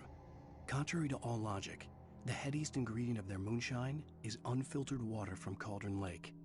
The Andersons feel like gods. Odin can't stop laughing. He contemplates cutting his eye out. Tor runs across the field, naked, shrieking, hammer in his hand, trying to catch lightning. Their songs have power. Something ancient is stirring in the depths, coming back. The Viking boat looked imposing, almost like a battering ram.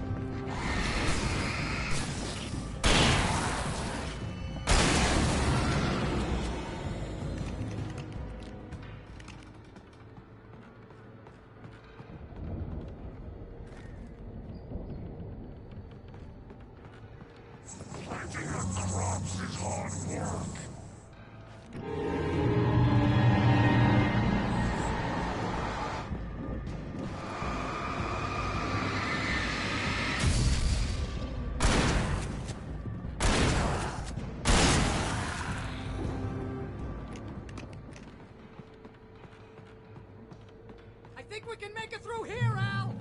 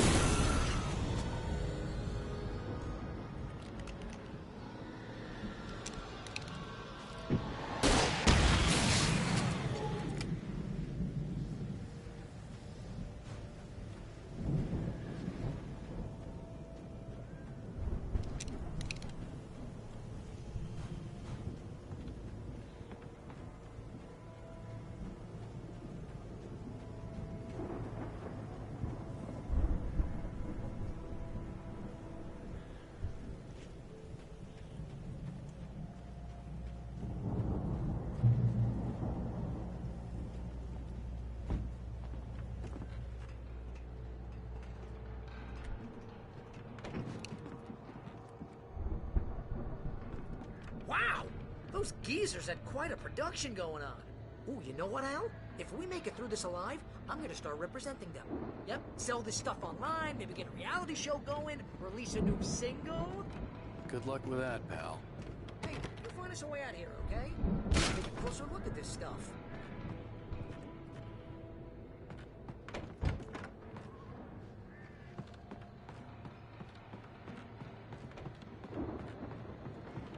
Be careful, Al!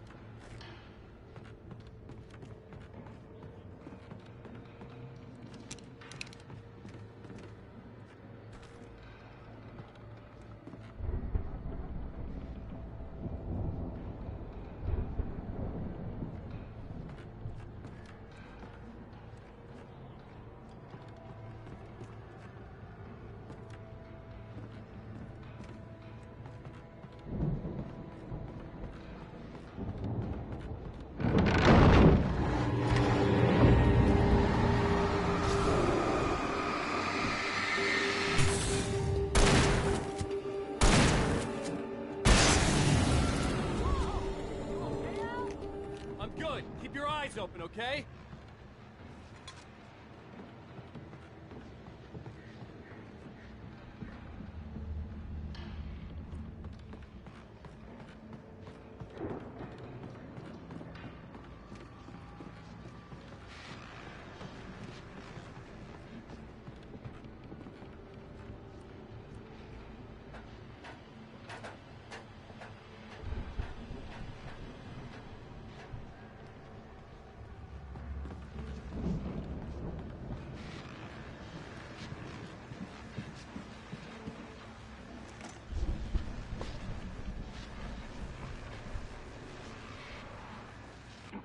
As you regular listeners know, I tend to work through the night, but I'm not the only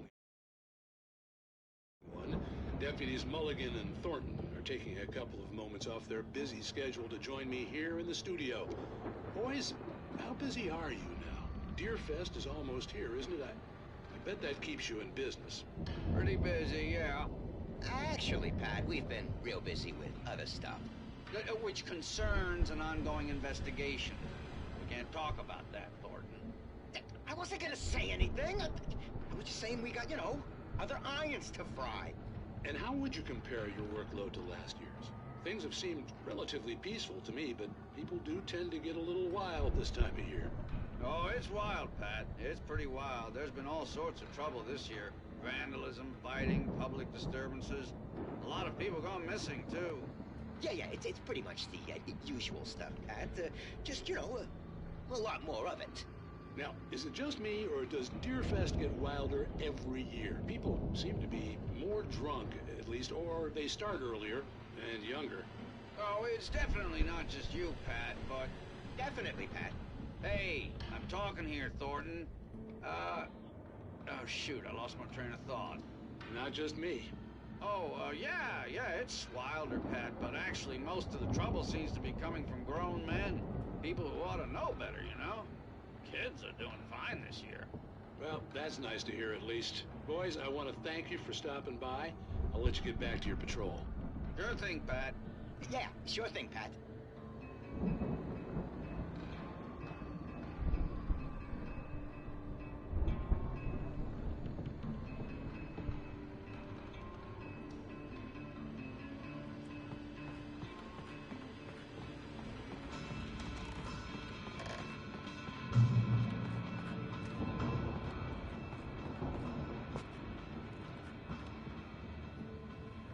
The elevator was dead. I'd have to get some power to it first.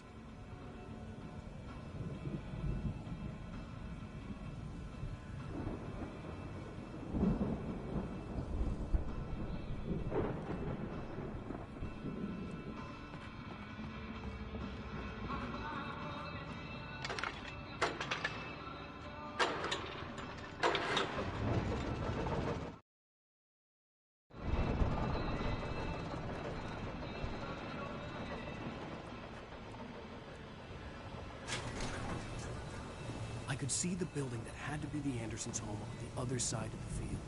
It wasn't far now. I wasn't worried about trusting the ramblings of two burned-out geriatric wrecks. They had the goods.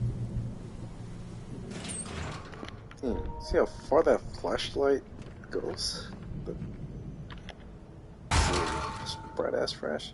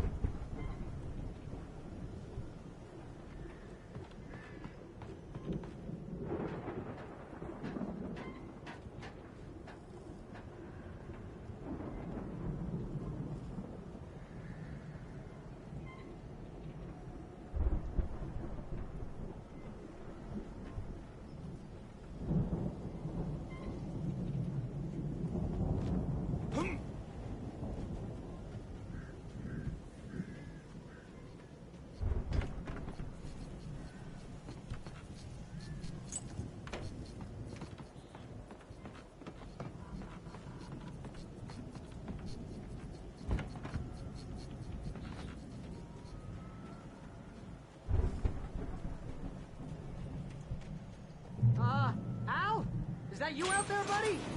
Yeah, it's me. Hey, let's go, man.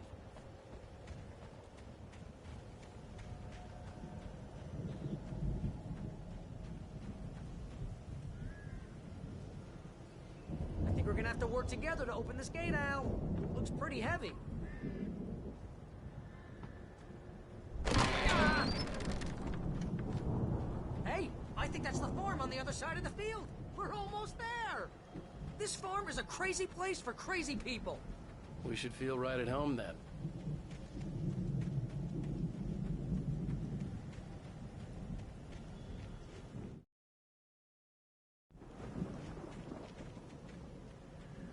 Come on, one more gate. Let's do this thing.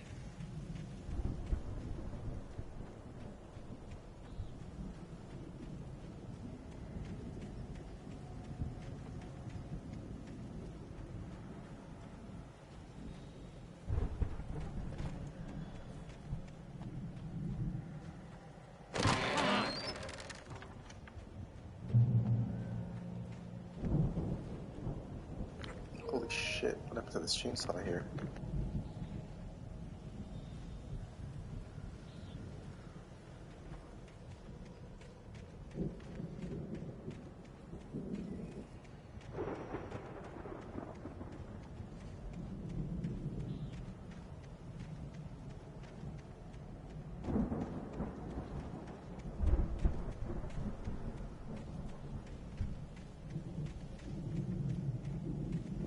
Look how far the brightness of this flashlight goes. Goodness, it's pretty strong.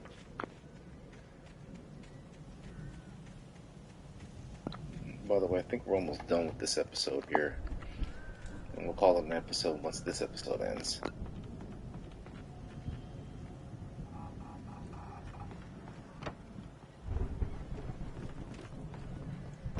The lights are out. Guess we better check the fuse box.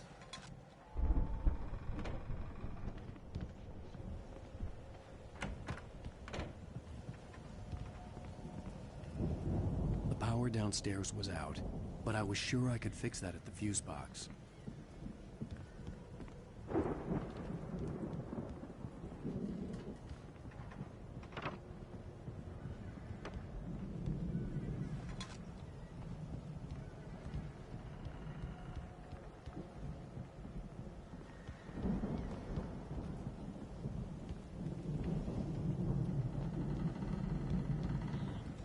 You know, this place looks kind of lived in. I thought the Andersons were in the booby hatch.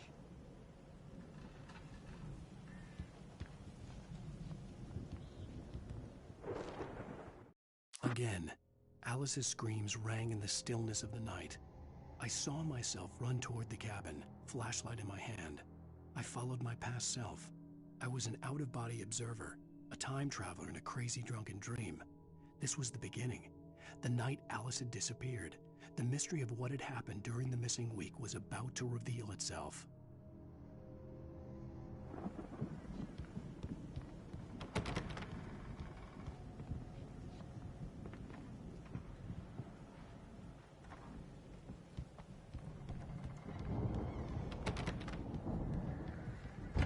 Come on, Al, let's get the lights on, huh?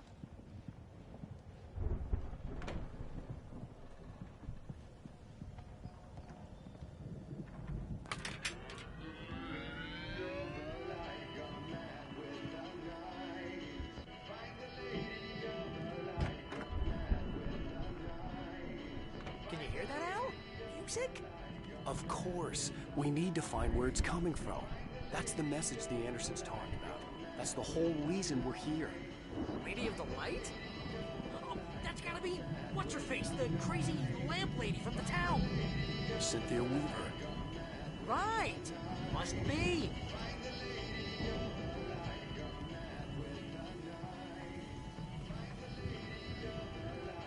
Record's probably just a little dusty. Give it a little thump. I want to hear this song.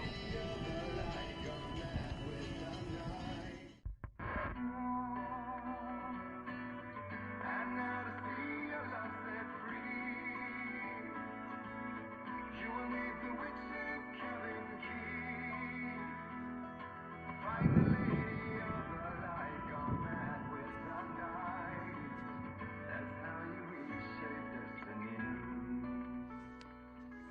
Okay. We need to find Cynthia Weaver. We'll stay here for the night and head back to town as soon as it gets light. Hey, Al. Lots of hours before dawn. Might as well get some rest. And by rest, I mean drunk. Come on, Barry, this is... Yeah, what the hell?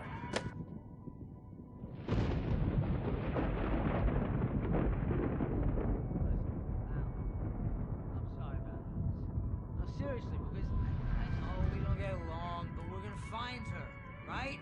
Even though you're a crazy bastard, I'm gonna stick by you, no matter what, ever, Al. Sure, like a brother. I'm a writer, goddammit. Correct. If I just wanted to, I could write 10 books a year. And they'd be the best books that year. No, you couldn't. That's right, I couldn't. But I could, because I'm a writer. What? What do they put in this stuff? I feel like my brain is coming out of my nose. I'm gonna get the recipe off those coots and be a booze millionaire. I just miss her, Barry. I just want her here with me. I know, Al. I know. It's gonna be okay. We're gonna make it okay.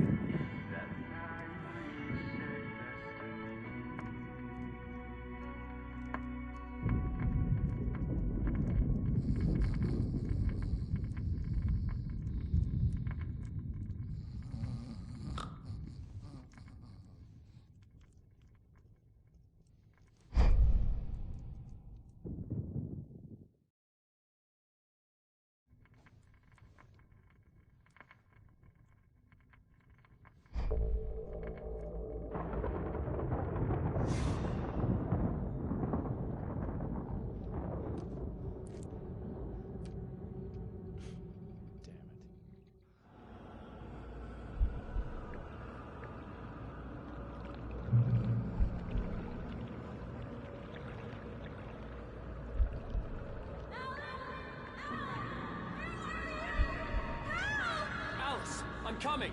It's all right! I'm coming!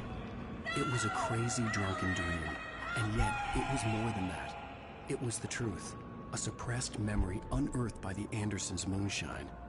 I was there, an out-of-body observer. This was the night Alice and I had arrived at Bright Falls, the night Alice had disappeared. I had a chance to find out what had happened. I remembered being surprised to see the cabin dark. Alice would have never turned the lights off. Alice? Alice!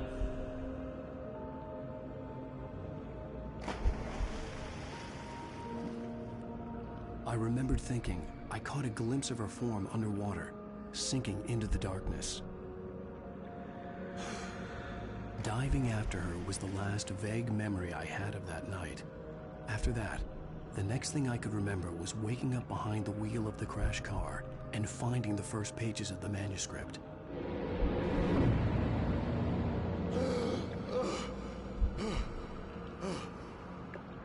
I couldn't find her in all that blackness. I must have thought she drowned.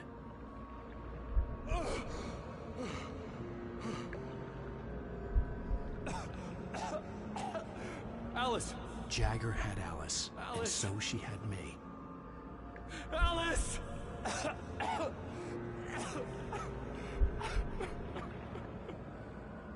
I'd been easy prey.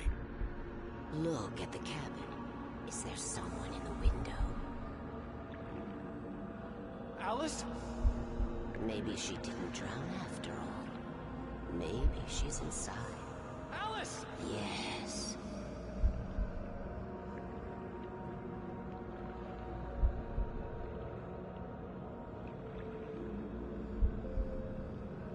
The dark presence had touched me. She had dug her nails into my brain and used me, made me her puppet.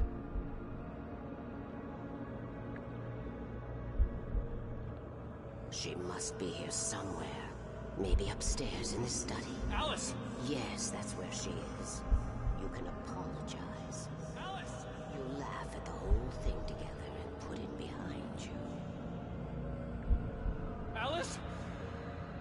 She's not here. You were foolish to think so. No, she's dead. She drowned. No, no, no! It's your fault your wife is dead. You are guilty. All she wanted was to help you right. You killed her. Oh, hush. There's still hope. Cauldron Lake is a special place. Here, you have the power to change things. She wanted you to write. I will tell you what to do.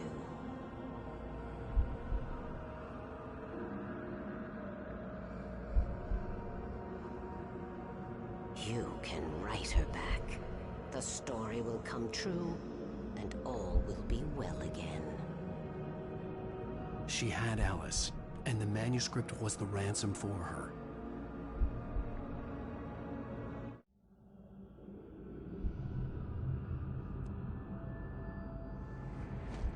Yes. All right. I'll fix it. I'll bring her back.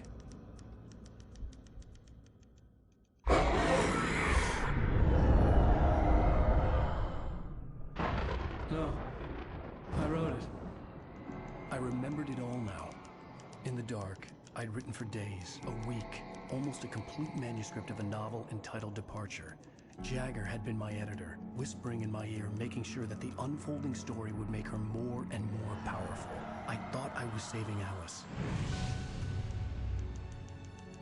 Even with the cobweb she put in my head, some part of me had been aware enough to write my escape into the story, to bring a light into the cabin to release me before I could finish, to interrupt the horror story before the ending, where darkness consumed everything and everyone.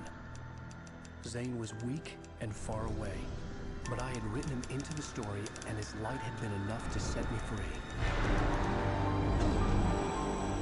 It isn't here now. I'm here because it was written. I brought the light to set you free. You must hurry. We'll know I'm here. It will be back soon. It stole the skin of my art a long time ago. She looks so old.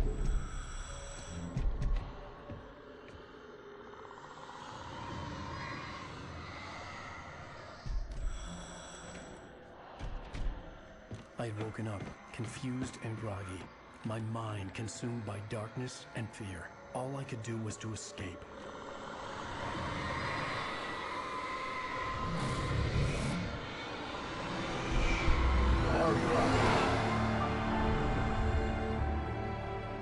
The week spent in the cabin had taken its toll.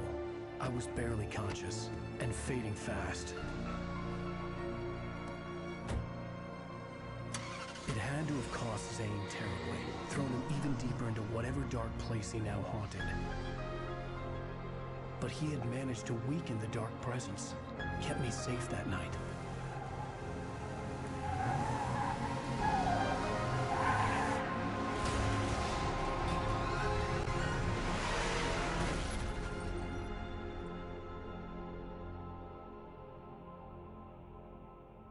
I wrote it. It's my fault.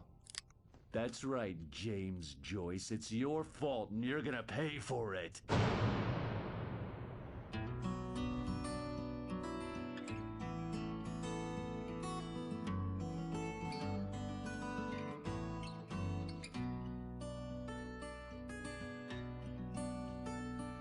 There's an old town road with mystery of Tom the poet and his muse, and a magic lake which gave a life to the words the poet used.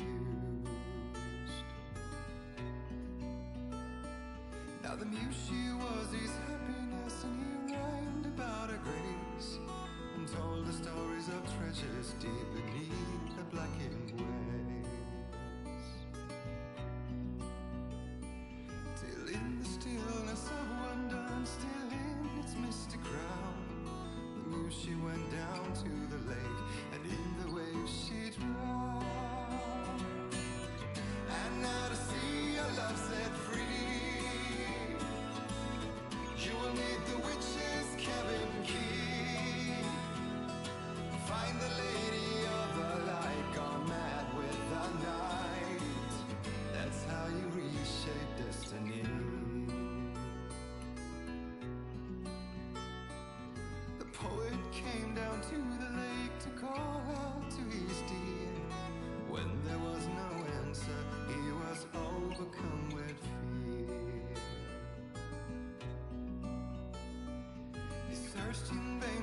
treasure lost, and too soon the night would fall, and only his own echo would wail back as his call. And when he swore to bring back his love by stories he'd create, nightmares shifted in their sleep in the darkness of the lake. And now to see your love set free, you will need the witch's cabin key. Find the lady of the light still raving in the night. That's how you reshape destiny. In the dead of night she came to him with darkness in her eyes. We're in a morning gown, sweet words as her disguise. He took her in without a word, for he saw his grave mistake, and vowed them both to silence deep beneath the lake. Now if it's real or just a dream, one mystery remains, for it is said on moonless nights they may still haunt this place.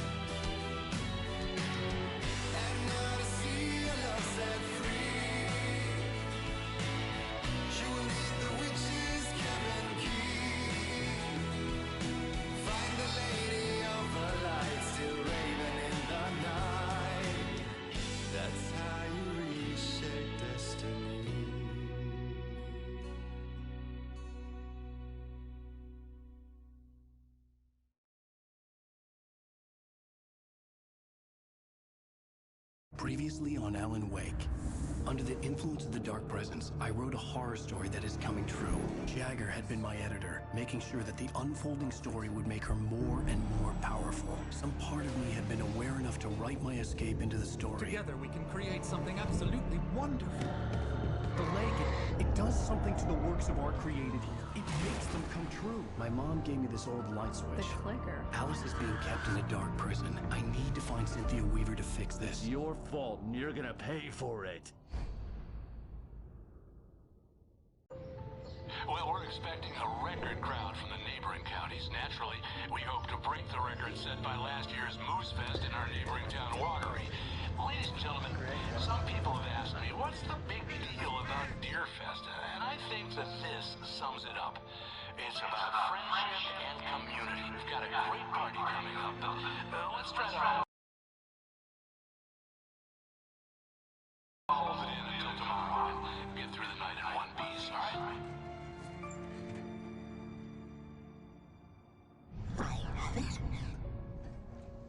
Someone will come for it when the time is right. Thomas said so. He wrote it. The key is insurance. It's my job to keep it safe. Safe in the light. Always in the light. Hello.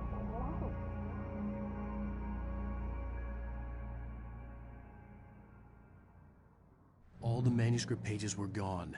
The FBI agent had taken them. I think my tongue just took a crap in my mouth. Ugh. Oh, wait, we're in jail now? Al. Al, this is not good. That about sums it up.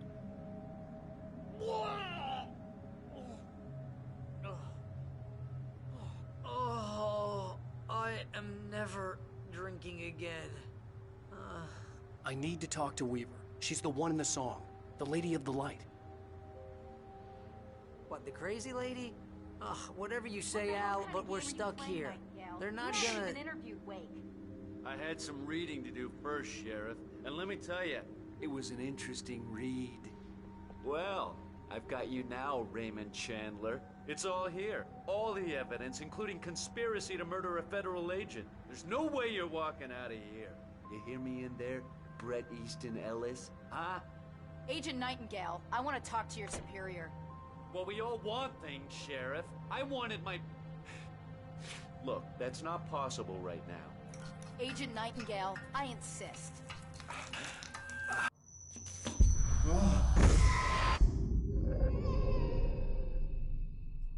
Wake, what's wrong? Lady, are you stupid? It's a trick. It's an obvious trick. Okay, I've had enough of this crap. Wake, I'm gonna trust you with this. You're joking. Agent Nightingale, your opinion would matter more if you were sober and if I actually believed you were here on official business. Whoa! Get back in the cell, Stephen King. The only way you're leaving this place is over my dead... Wait a minute. I know... Oh my God! Light. We need light. It's the only way to fight this thing.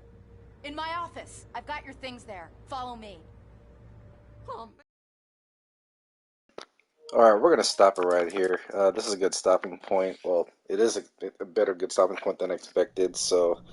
we're probably going to head into the dam in the next episode. So you already saw that we're in the 5th episode of Alan Wake Remastered, titled The Clicker. And we're roughly 2/3 of the way through, or over halfway through the game, depending on how you see it. If you want to include the, if you want to include these 2 episodes right here. So that is the game plan within the next few episodes. I think we're gonna wrap it up within 9 episodes. So this is what, episode 5 right now. Let me see. Hang on, let me look at this real quick. So yeah, this recording is episode 5 right now, and then we are actually caught up, and we are in episode, well, we're about to be in episode 6 pretty soon. So next episode we're going to continue on, or we're going to start off with the 5th episode over here, and then we'll try to do this episode, The Clicker, entirely in the next episode, which would be episode 6 of our full playthrough. And then pretty soon we'll be concluding, well, not concluding this, well, we will be concluding the primary campaign of this entire remastered, and then after that we're still going to continue on with these 2 over here, because they do continue off right after the 6th episode of the main campaign. So we're still got quite a bit of ways, but then not too far out, if you catch my drift. I will be announcing sometime in the next episode what the next full playthrough will be, but we will wrap up on these episodes first of our full playthrough of Alan Wake Remastered. So stay tuned for the next few episodes, as well as the announcement of our next full playthrough. So you guys take care, and I will see you then.